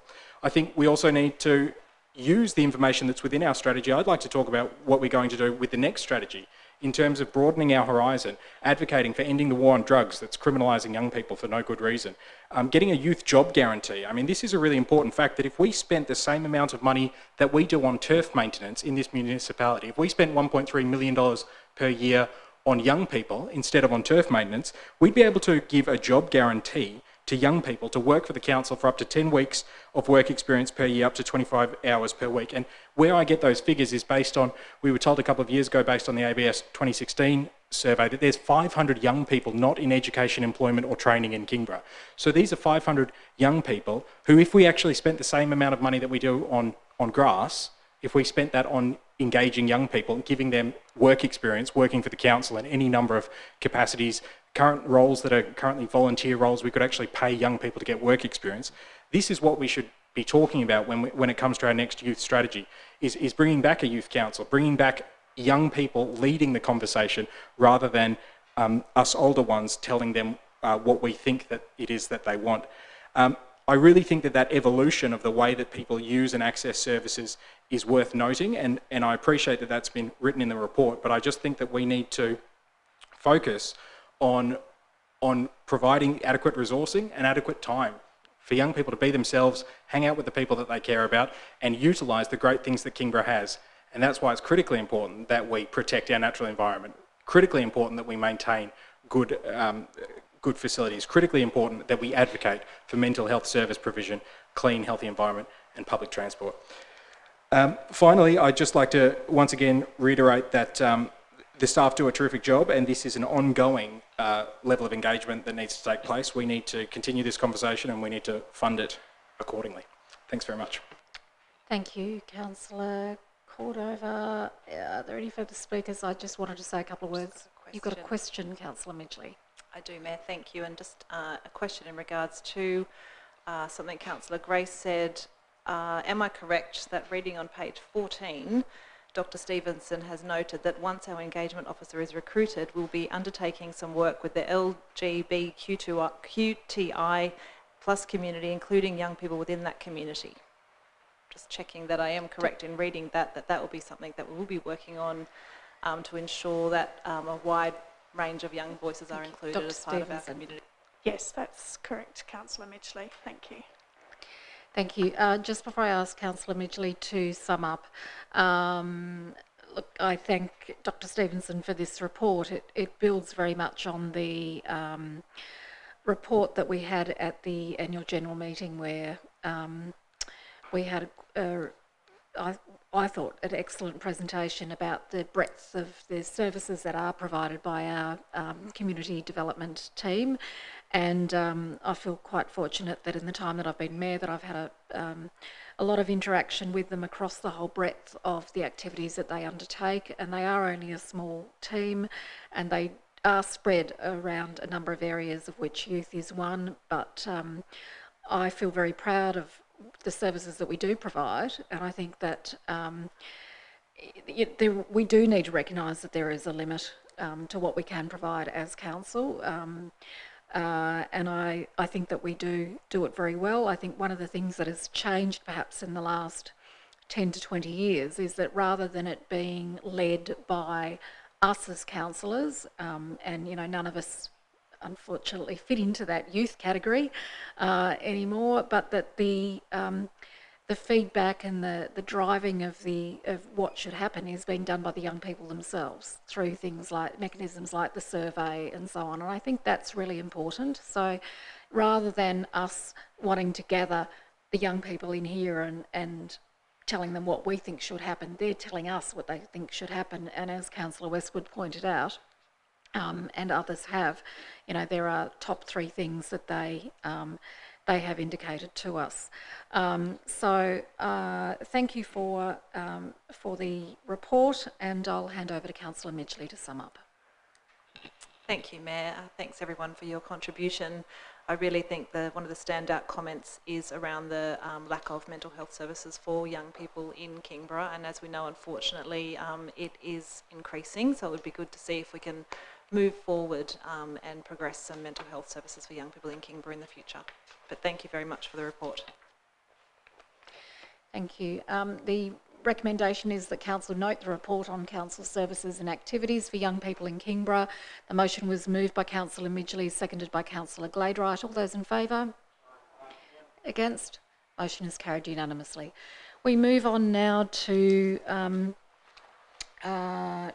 page 16, Annual General Meeting Notice of Motion in relation to the inclusion of an additional clause in the long-term financial plan and annual budget, with a recommendation on page 17. Do I have a mover and a seconder? Moved by Councillor Gladeright, seconded by Councillor Cordova. Councillor Gladeright. Thank you. The purpose of this agenda item is that this report responds to a notice of motion that was moved and carried at Council's annual general meeting on the 4th of December. The motion was successfully moved and carried, and the motion was that Council consider the direction in the strategic plan, the community are at the heart of everything we do, be reflected in future long-term financial plans and annual budget documentation by incorporating an additional clause, which is, it is important to balance rate revenue as a funding source with community sensitivity to rate increases, including rate affordability within the general community and the level of service required by the community. The sentiment of this motion I wholeheartedly support.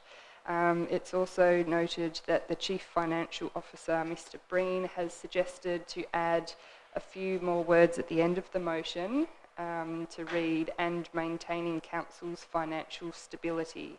So the sustainability. What did I say? Sorry, sustainability. So the recommendation reflects that suggestion there. So I'm hoping that I can get some support for the motion, for the, what is it? It's not a motion. It's a motion. It is a motion? It's a motion. Yep. Thank you, Councillor Gladeright. Any further speakers? No. Councillor Fox. I do support the motion because, as I note in the report, we already do. So it's good to put it in writing. Thank you. Thank you. If there are no further speakers, you don't want to sum up, I assume then. I will put the motion as printed on the screen that Council supports the inclusion of the following clause in both the long-term financial plan and the annual budget. Quote, it is important to balance rates revenue as a funding source with community sensitivity to rate increases, including rates affordability with the general community, the level of service required by the community and Council's financial sustainability. Moved by Councillor Gladeright, seconded by Councillor Cordova. All those in favour? Against? Motion is carried unanimously. We move now to a further Council Annual General Meeting motion on page 18 with a recommendation on page 18. So moved. Moved by Councillor Cordova. Do I have a seconder for the motion? Seconded by Councillor Midgley. Councillor Cordova. Thank you, Mayor. At Council's annual general meeting on the 4th of December, the following motion was carried. On behalf of Rainbow Communities Tasmania Incorporated and the Kingston chapter, I wish to move a motion of sincere thanks to the two LGBTIQ+ liaison councillors, Councillor David Grace and former Councillor Michelle Higgins, and their families who gave and continue to give our community so much support. And the recommendation here is that the report be noted. A quick question is whether or not there's a mechanism within this motion to notify former Councillor Higgins of that annual general meeting motion from the floor, or whether that's an expectation that Rainbow Communities Tasmania will contact. The motion is as printed and as was presented and passed at the annual general meeting. It was only that that it be noted as such, that the fact there was no action associated with the motion, so we don't have the power to change that, given we have to consider the motion that was put to the annual general meeting. So the onus would now be back on Rainbow Communities Tasmania to undertake notification. Thank you, Mayor, and let me take the opportunity to share my congratulations to my colleague Councillor Grace and former Councillor Michelle Higgins. And I think the annual general meetings are really good opportunities for members of the community to get involved, to come along and have their say, and it's a really good opportunity for engagement. So I strongly encourage members of the community to come along to next year's annual general meeting as well. Thank you, Mayor. Thank you, Councillor Cordova. Councillor Westwood. Thank you, Mayor. I will support this if the councillor sitting at the table, who's mentioned in this motion, can explain or even say what LGBTI means. Because 5 minutes ago, that councillor tried to say the acronym, couldn't say the acronym, and then referred to it as whatever you call it. So if you are able to say the acronym, could you please prove that you actually know what each of those individual letters means? Because that community is an important part of our community, of our municipality, and I would like you to demonstrate that you actually know who you are representing as part of our community councillor.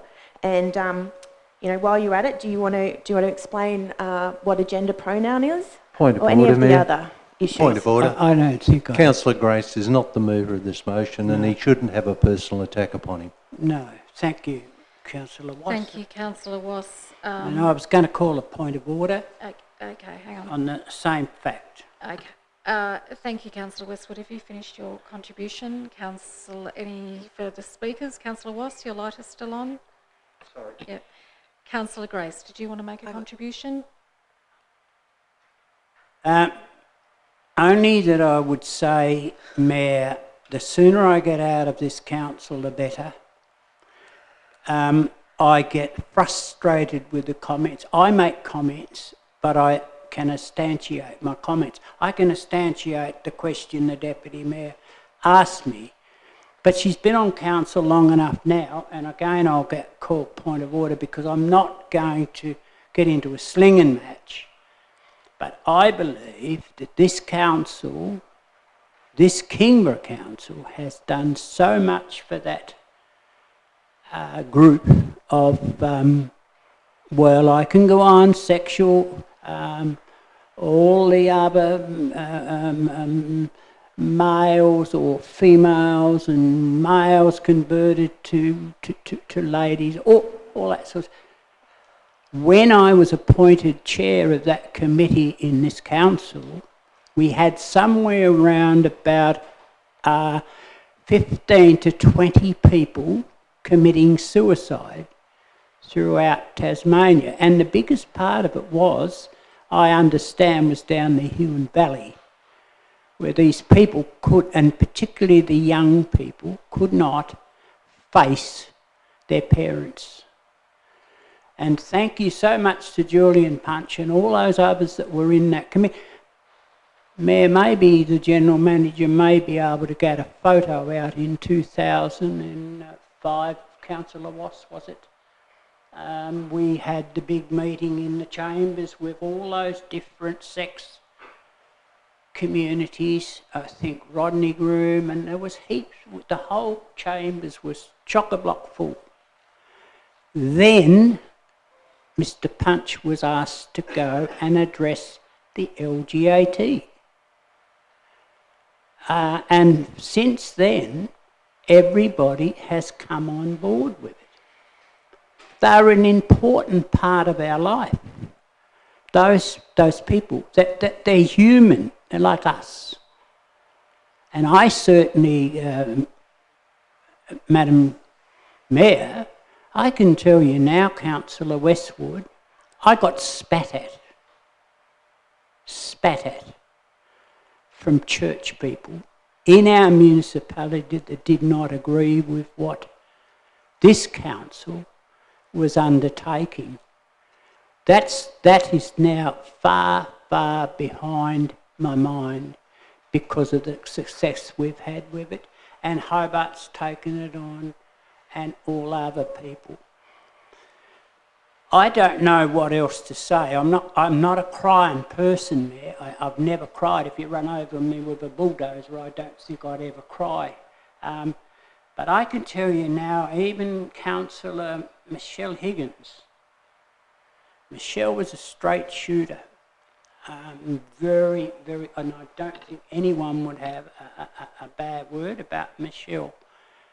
And her and I got together when she was chair, and we supported one another with the whole episode of this. Michelle did it for 4 or 5 years, and it was long hours too, by the way. We were sitting in this chambers out the back until midnight with a committee. And when she resigned, I took it over, did I, Flora, or Councillor Fox, or was she? Or was I the first one? She was the first one, and I can tell you now, she brought a lot of stuff to this table, and she was the hero of that group. By the way, Mayor, there's a photo in the Mercury in 2005 with all these people sitting around the table that I did bring into our General Manager today, Mr Arnold, that was put up on file. Maybe we should get it out and let the people have a look, our colleagues have a look at that. I can't really say much more. Really, you got me stunned. That's good, because unfortunately your time has expired. Oh, thank goodness. You don't have to fill it up. Yeah, thank you. Councillor Midgley. Thank you, Mayor. I just wanted to make a quick note that Dr Stevenson and myself have met a couple of times with Rainbow Community Tasmania to progress similar to what was noted in the youth strategy, and I look forward to when the Community Engagement Officer starts, that will progress. I did hear Councillor Grace saying that hasn't happened yet, and it hasn't happened yet because we still do not have the appointment of a Community Engagement Officer. But I do note that Dr Stevenson has that very, very high on her priority list to progress and to engage, because it is an area that we do need to have continuous conversation and ensure that we are an inclusive workplace and ensure we are an inclusive Kingborough community. Thank you, Councillor Midgley. I just asked a question. We did save lives in the first 2 years. Question or a question? Don't tempt it. Nice try though. Councillor Cordova, did you want to sum up? There's a limit to my Christmas spirit. No summing up, thank you. The question is that the report be noticed. It is moved by Councillor Cordova, seconded by Councillor Midgley. All those in favour? Against? A show of hands is required. All those in favour? Councillors Grace, Cordova, Wass, Midgley, Gladeright, Fox, Street, Bastogne and Reid. Those against? Councillor Westwood. We move now to page 19, remission of minimum general rate difference policy. with a recommendation on page 20. Do I have a mover and a seconder, please? Oh, Councillor Street, your enthusiasm. And seconded by Councillor Fox. Councillor Street. I can't even begin to tell you. This is a very short policy, Mayor. It's one that we've had in place for a few years, since 2018. Essentially, making sure that where a piece of land only has things like a boat shed, a jetty, a ramp or a similar structure for access to water on them, that we're not charging the minimum general rate on that land. It's good policy. It's served us well a couple of times, but it has been superseded by the fact that when we do our rate resolution for each year, we basically include a section which replicates the policy. We do that every year. The policy is only reviewed every 3 years. On the basis that it seems we're going to continue to do that as part of the rate resolution every year, there's not a whole lot of point to the policy, and so we're going to revoke it, which I think is a good thing. Cutting down on the number of policies that we have, if we don't need them, can only be a good thing. And as I said, we review it every year, so in actual fact, ratepayers are getting more review bang for their buck, as it were. Thank you, Councillor Street. Any further contributions? Councillor Cordova. Thank you, Mayor. And I support Councillor Street's explanation there. I thought that is eminently reasonable logic. My question is just, if this was a duplicate of the rate resolution and therefore redundant, is there some explanation about when the policy was enacted in February 2019, why it wasn't removed then? I mean, what's changed between then and now? Mr. Breen. Yes, through you, Mayor. Essentially, the policy, as Councillor Street indicated, has been allowing us to charge rates below the minimum level for those particular blocks of land. When we introduced the stormwater levy, we went down a different path, and that's where we used the rate resolution to allow for that reduction below the minimum level. We didn't do this. We haven't done the same yet for the land. There's small blocks of land, but the intention is the next rate resolution that we do, we will do it for both stormwater and the land. So it's really just it's not in place yet, but it will be at the next rate resolution. Thank you.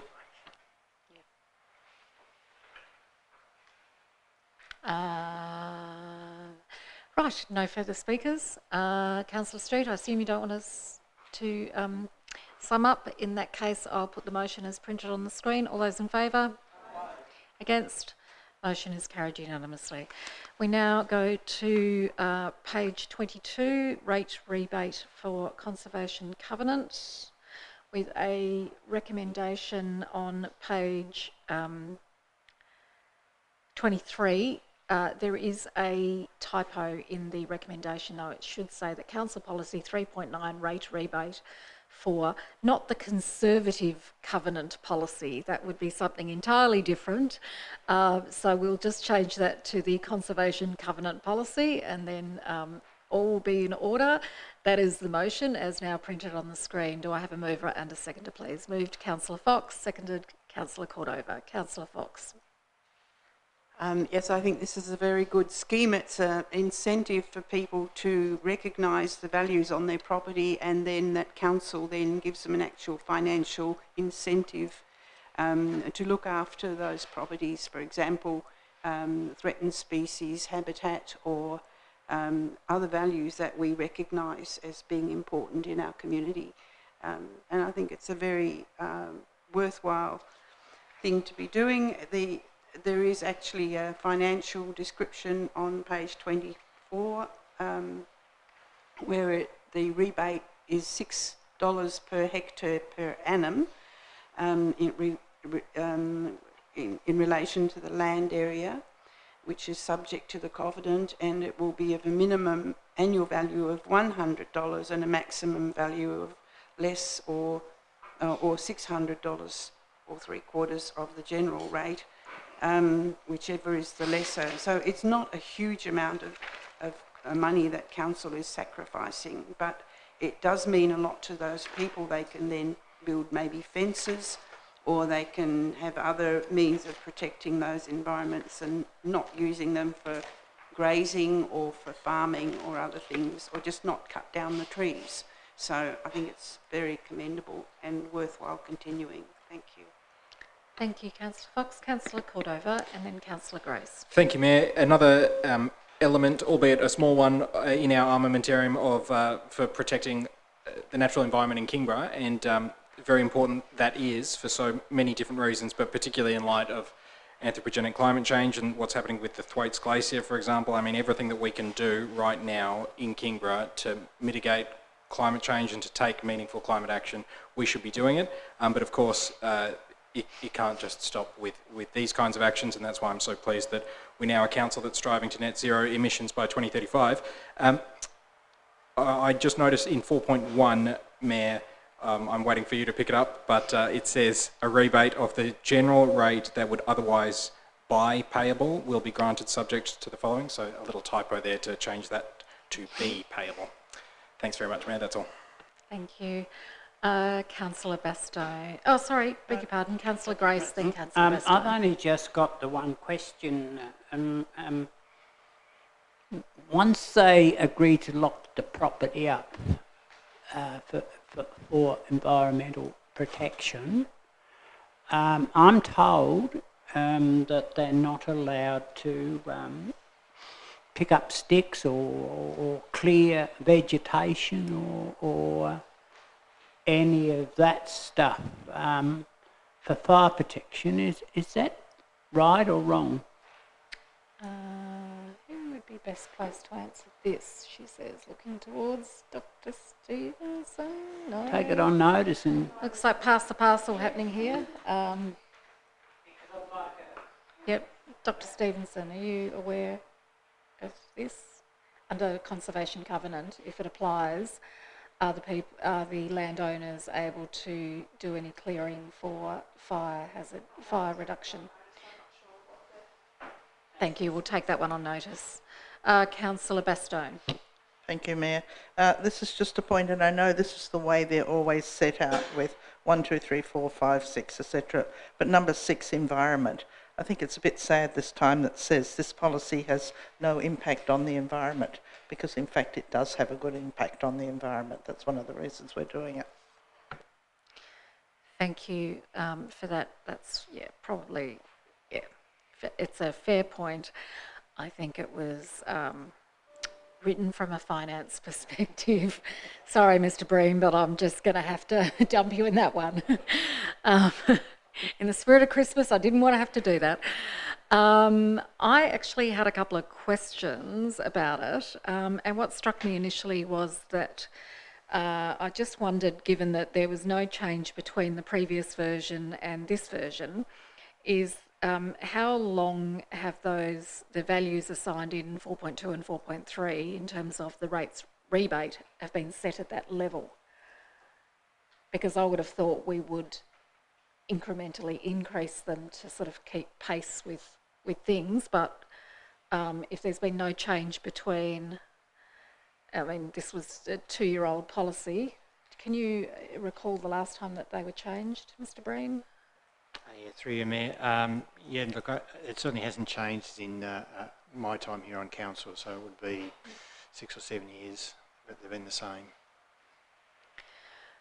So why, I guess, I don't know how else to put that, why haven't we then, as the policy is reviewed,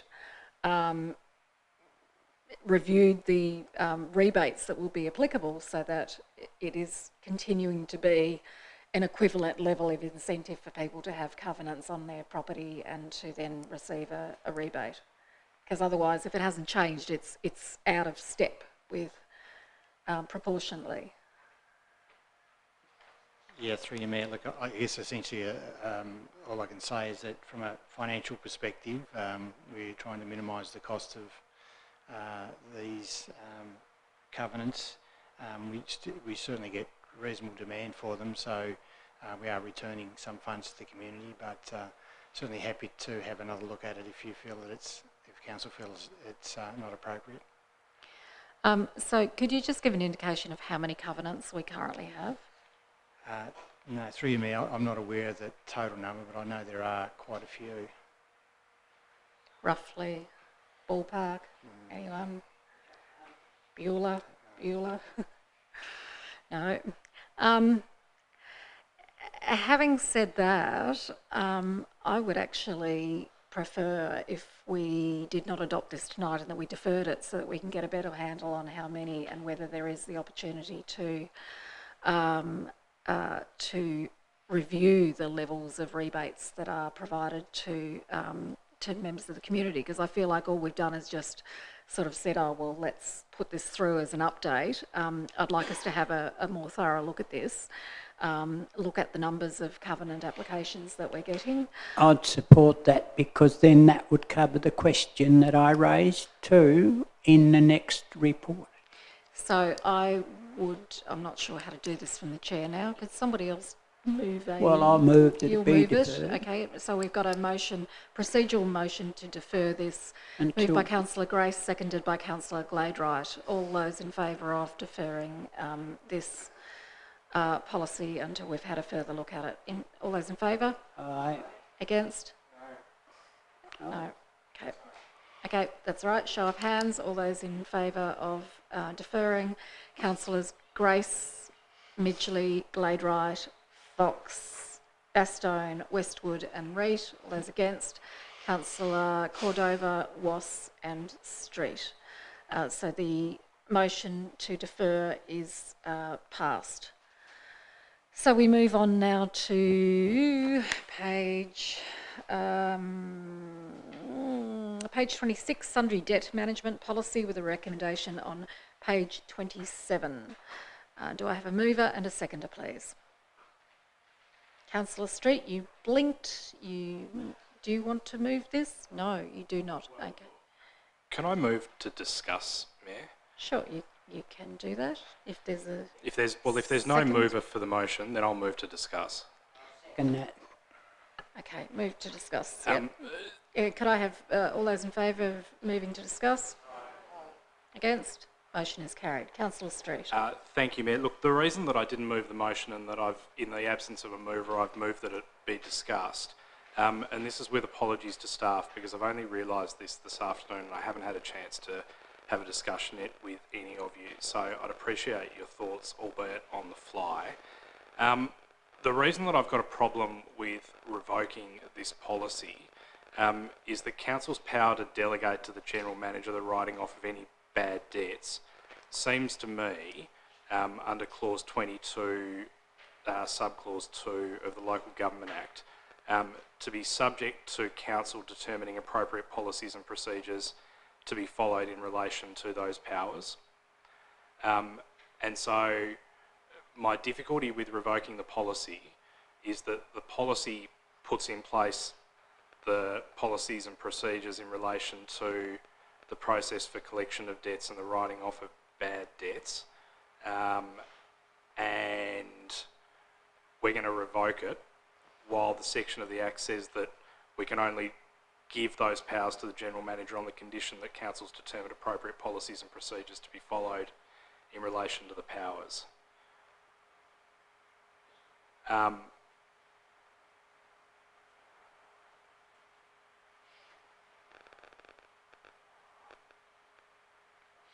Yes. So I think that's a question. I suppose the only... Let's try Mr. Breen and see how he goes. How he goes. Did you get that question, Mr. Breen? Is it in conflict, I guess, with the Local Government Act, I think is what Councillor Street was trying to suggest? Through you, Mayor, my reading is that it isn't, that the financial delegations will set out the General Manager's ability to determine a level, will determine the level of which the General Manager has the authority in regards to writing off bad debts. So I see that as being part of the financial delegations. The remainder of the policy is just very operational around the process. So the only sort of policy bit I could see was around that level of write-off that the General Manager had authority for. Councillor Street, how do we feel about that? Yeah, I'm not good. No, I'm not good. Would you so- like to defer this? Yeah, I think probably best that I move to defer if there's support around the table for that. I wouldn't mind a better answer to the question. I'm sorry, Mr. Breen. As second, I'm happy to move. Okay, so we need a separate procedural motion now to defer the matter. So moved. So moved by Councillor Street, seconded Councillor Westwood. All those in favour of deferring this, say aye. Against? Motion is carried unanimously. We move now to page 28, Financial Report for November 2021, with the recommendation on page 29. Do I have a mover and a seconder, please? Moved by Councillor Westwood, seconded by Councillor Cordova. Councillor Westwood. Thank you, Mayor. We have before us a report, the November 2021 financial report presented to Council for review. It is largely along the lines of what we've seen in previous months. There is a forecast budget underlying deficit of $500,000, which is an improvement on the position that we estimated, I guess, this time last year when we were starting to put together the 2021-22 budget, which is a really great result. But I think I've said this every month, things can change quite quickly, and certainly things are changing at the moment in the COVID space with borders opening and new strains of the virus. And so just to, I guess, temper the improved position by saying that, you know, there is still a lot of uncertainty out there. Thank you. Thank you, Councillor Westwood. Councillor Cordova's next, then Councillor Grace. Thank you, Mayor. And thank you to the council officers for producing this report. And I think it speaks to the strength of the council's finances. But of course, you know, we tread carefully in uncertain times. I do have a couple of questions. But just firstly, to the point of council's underlying surplus for the November 2021 is $18.85 million, which is a $500,000 favourable variance on the budget for 2021-22. The forecast underlying deficit has been reduced by $0.05 million to about $500,000 for the year.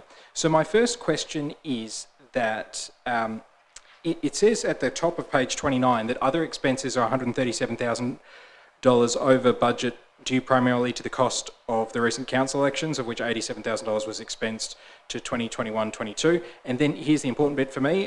Also, valuation costs are $14,000 over budget and insurance costs are $20,000 over budget. My first question is, can we get a bit more detail about that? But my second and probably more important question is, are we concerned about the way in which insurance is going up all over the world, is my understanding, and are we factoring that into our long-term financial plan? Are we factoring that into our day-to-day discussions, particularly with climate change? Are we concerned about where insurance costs are going? Thank you, Mr. Breen.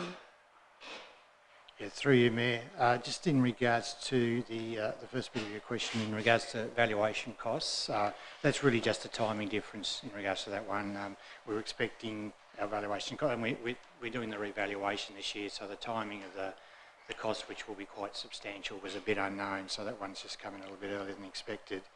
In regards to insurance, I think you're correct in what you're saying. There is a real concern within the insurance industry at the moment about escalating insurance costs, and it will certainly need to be something that we factor into our numbers in the long-term financial plan, and particularly the budgets for the next 2 or 3 years. Thank you, and through you, Mayor, a second question, this time about the city deal. It says in the paragraph underneath that grants capital is under budget by $108,000, and this is due to a delay in the receipt of the next funding allocation of $2 million under the city deal. I was just wondering why the city deal funding has been delayed. Mr. Breen. Yeah, through you, Mayor. Essentially, it's been delayed on the basis that we are a little bit behind in our timeframes in regards to expenditure. And so my understanding is that in the early in calendar 2022, we'll be putting out our next invoice for the next $2 million. So it's really our council issue rather than anything to do with the government. Okay. Thank you. And then my final question through you, Mayor, is at the very next line at 4.2, it says council's cash and investments amount to $25.9 million at the end of November, which is up $12.2 million from the November 2020 figure. Borrowing of $22.3 million offset this amount. And then when we skip down to 8.1, it says there's a risk in continuing to deliver underlying deficits due to diminishing cash reserves. It's important to move to an underlying surplus as quickly as possible. My question is, aren't those two things contradictory? Because my understanding is that council's cash and investments are up, whereas in 8.1 it says there's a risk in continuing to have underlying deficits due to diminishing cash reserves. Mr. Breen. Yeah, through you, Mayor. Essentially, I think the way you have to look at it is the combined position between cash and borrowings. As councillors would be aware, we were fortunate to receive a number of interest-free loans from the government, particularly funding Kingston Park. And our aim will be to try and repay the majority of those when they mature, which will be over the next 2 or 3 years. And that will certainly reduce our cash position down to very close to minimum levels.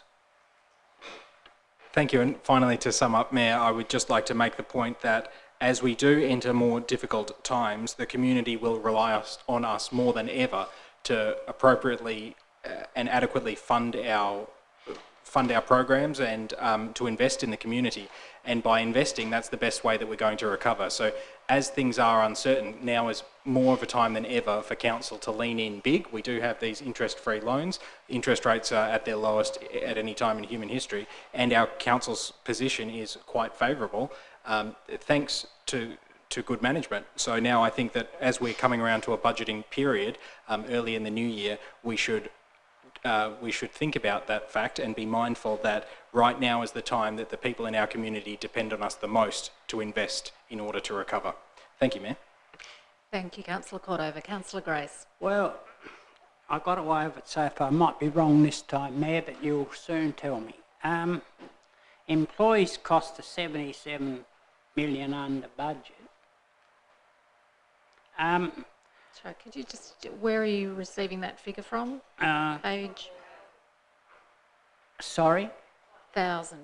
Oh, thousands, beg your pardon. Anyway, it's 77,000 under budget. I guess my question is that, through you, Chair, okay, we're having enterprise bargaining with our workers, and we all got a note coming through the other day about the dissatisfaction that was happening within our workforce. I guess this is appropriate, and I think we should discuss it to a certain degree, even though it's an operational matter. Not only our outside staff, etc., and inside staff. It's something, Madam Chair, that we should address as councillors in a workshop. While if we can't get employees for a certain amount of money, have we got the power under the Act to allow our Treasurer or the General Manager to be able to increase those salaries? Because I guess I could ask a question on how much we spent in the last 2 years advertising for workers, but I won't bother that. That's just one question that I'd like to raise, is the fact that that, and then I have another if somebody... I'll ask the Acting General Manager to address that, please. Through you, Mayor, as I understand the question, does the General Manager have the power to increase staff wages? And the answer is yes. However, the General Manager is given a budget each year by Council that he must balance. So the context in which he is able to provide an increase in salaries to staff is very much constrained by the budget that is set by Council at the beginning of the year. Thank you, and I understand that, and that's very good put, and that was very well put together. But what I'm saying is, Mr. Smee, in the best interest of our community, because our community are the ones that's suffering with the amount of staff, because every time we lose staff, new staff come on, they've got to start Point of from order. scratch. Relevance. Who's that? Relevance. Oh, okay then, Acting Mayor, I won't pursue that, because the last thing I'd want to do right on Christmas Eve is argue with you, so that's fine. I will leave that.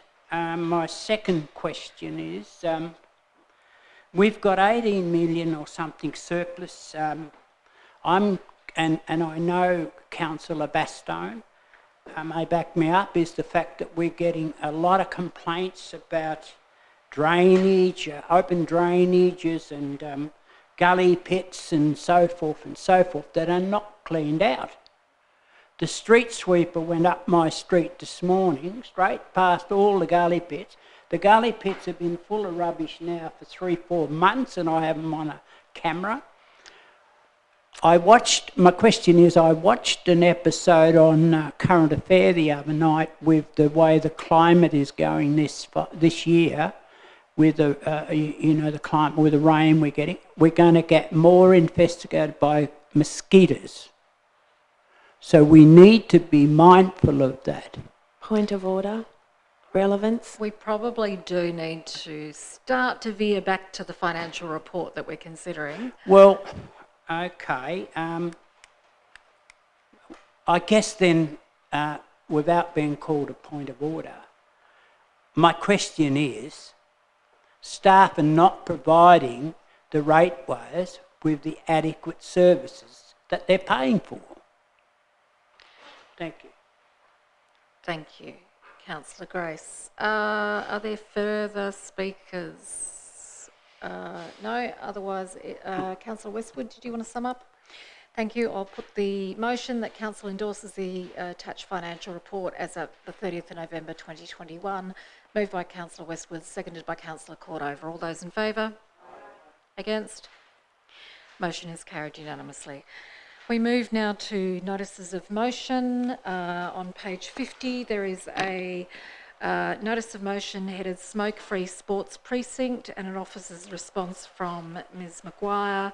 I have a mover in Councillor Cordover, a seconder in Councillor Fox. Councillor Cordover. Thank you, Mayor. So this is a motion that will advertise Council's intention to declare the Kingborough Sports Precinct a smoke-free area and seek user group and community feedback before a final decision is made after the feedback period.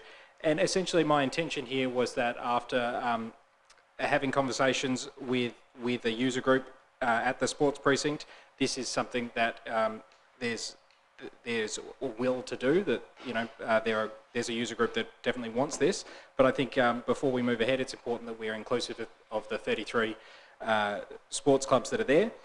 But I think it kind of speaks for itself that we know about the harmful effects of smoking. We know that it will improve litter and things like that. We know that it will be probably better as a role model for people who are, particularly the thousands of young people who frequent that sports precinct. It probably sets a good example for there not to be secondhand smoke around and about the place, and particularly as we're coming into summer, as venues like to, and in a very uncertain COVID world where venues are required to maximise their ventilation, and by maximising ventilation, if there's people smoking directly outside sports precinct facilities, then you kind of have that issue where young people are, well, all people are getting exposed to secondhand smoke when they don't really want to be.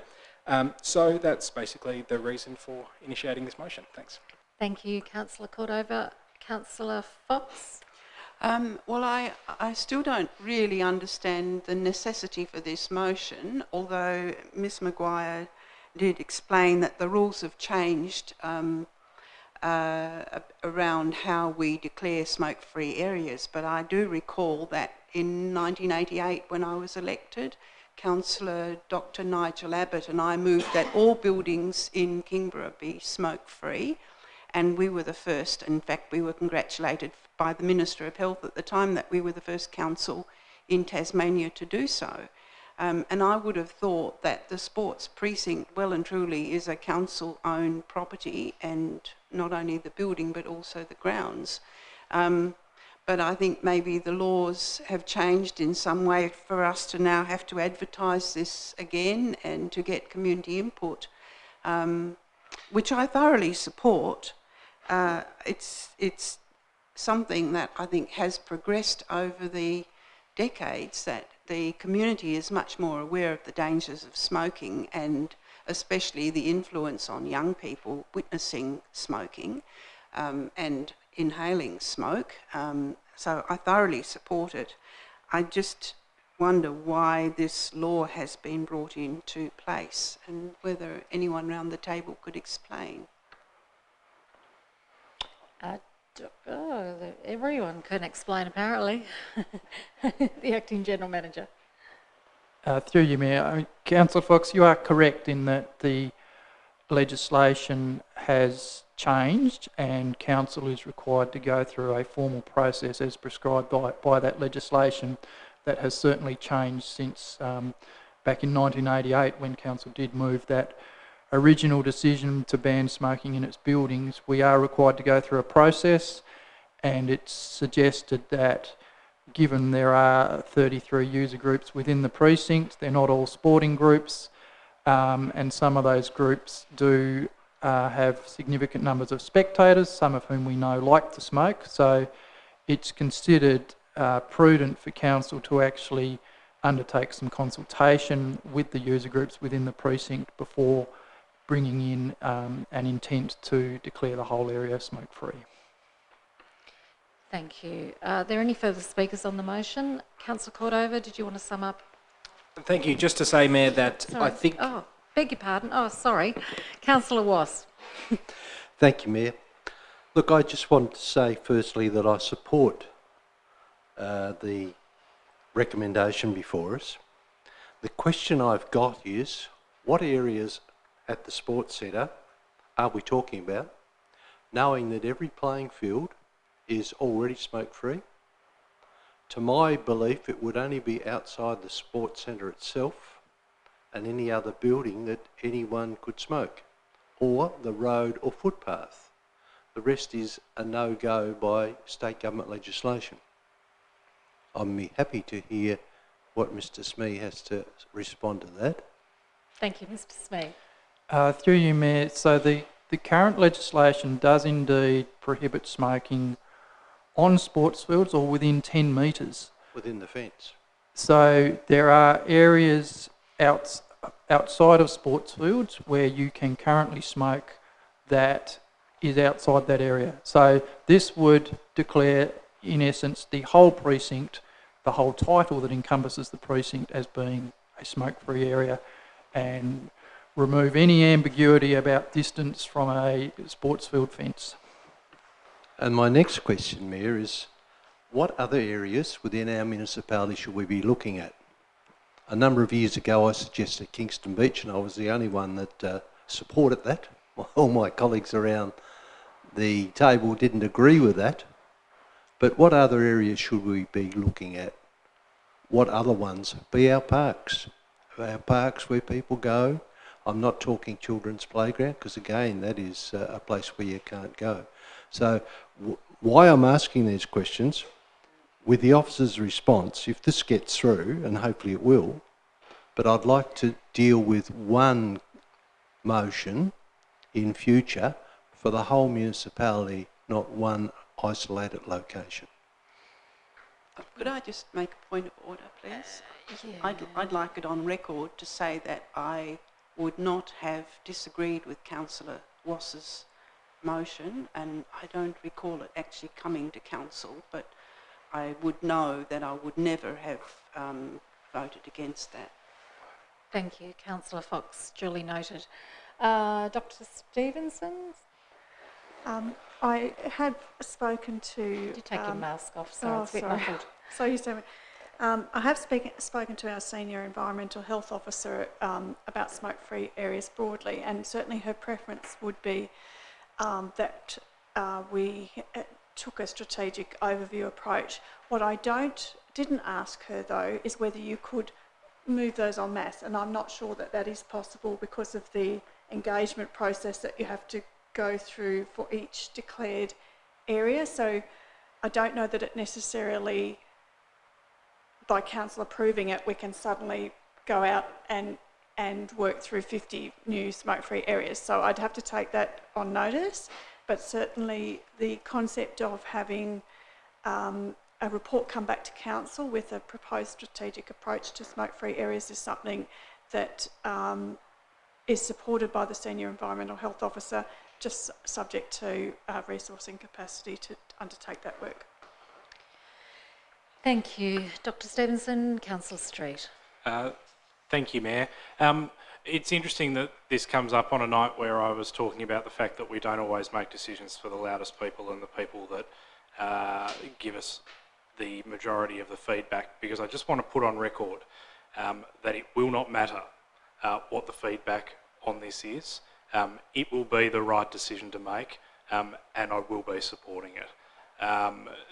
The Kingborough Sports Centre should absolutely be a smoke-free area, and while I accept that we are going to have a conversation with the user groups, there is nothing in mitigation that they could tell me that would change my mind on this. It should be a smoke-free area, and while I'll be grateful for the feedback, I will still be voting for it to be a smoke-free area once that community feedback process is complete. Thank you, Councillor Street. Hope you're not saying you've got a closed mind there, but moving on. Councillor Cordova, would you like to sum up? Thank you, Mayor. I think I slightly differ in the sense that this engagement process is critical. I think it is critical because you can't just make decrees to people and expect them to follow us, Lord High in the manor up here on our high horse telling people what to do. I think you have to bring people along, and you have to do that with carrots, not with sticks. And so that's why it's the most important part of it, is actually to seek community feedback and to genuinely engage and to genuinely listen. And I think that the most important thing about all of this, and the reason why I'm cautious as well about Councillor Wass saying let's just do it carte blanche for everywhere in Kingborough, is the real matter here is about enforcement, implementation and signage. It's actually a really big, resource heavy and intensive thing. Now, I've had people say, we want this for the sports precinct, and so here I am responding to that community will. I haven't had that for various other areas like in parks or anything like that. It's a no-brainer that smoking's bad for you and people shouldn't be smoking, and it's a bad example to set, and it's also really bad for litter and the environment, particularly for our marine creatures. But we have to make this a process of taking the community with us and having a community conversation that is not dictatorial. I don't want to start this bracket creep immediately in my motion about the sports precinct. I don't want to start a conversation about the entire municipality. That's a conversation for somebody else's motion. My motion is responding to a community need. And I think that we need to make sure that when we do it, it's not just writing something down and then putting it on a shelf. People need to be practically able to enforce this and implement it and sign it and educate the community appropriately so they actually know that it's not allowed in the sports precinct anymore. And so that's a big part, I think, of the community consultation process, is to let people know, hey, we're thinking of doing this, what do you think? And that way it won't just be a decree from on high, that people will actually accept it because they've been part of the conversation right from the get-go. So that's why I think it's a good idea. Thanks for supporting it. Thank you, Councillor Cordova. I'll put the motion now as printed on the screen. It's moved by Councillor Cordova, seconded by Councillor Fox. All those in favour? Against? I'll take a show of hands. All those in favour is Councillors Cordova, Wass, Midgley, Gladwright, Fox, Street, Bastogne, Westwood and Reid. Those against? Councillor Grace. Thank you. We now move to page 51, confirmation of items to be dealt with in closed. Can I ask a question? Probably not. No, not at this point. Sorry. That, perhaps when we at closed session, you might want to do that. So the motion is that we move into closed session, and we have confirmation of minutes, applications for leave of absence, 2 tender assessments, public place waste bin emptying service tender and rate rebate conservation covenant. Do I have a mover or a seconder to move into closed session? Thank you, Councillor Fox, seconded by Councillor Westwood. All those in favour? Against? Before I close, I just wanted to thank everyone for their participation throughout the year, thank our council staff for the work that they have done throughout the year, and give my good wishes to all the residents of Kingborough and beyond for a very happy and safe Christmas and New Year. I hope there are lots of loved ones who are reunited after the borders opening, and we look forward to seeing all of our residents in the new year. Thank you very much and happy Christmas.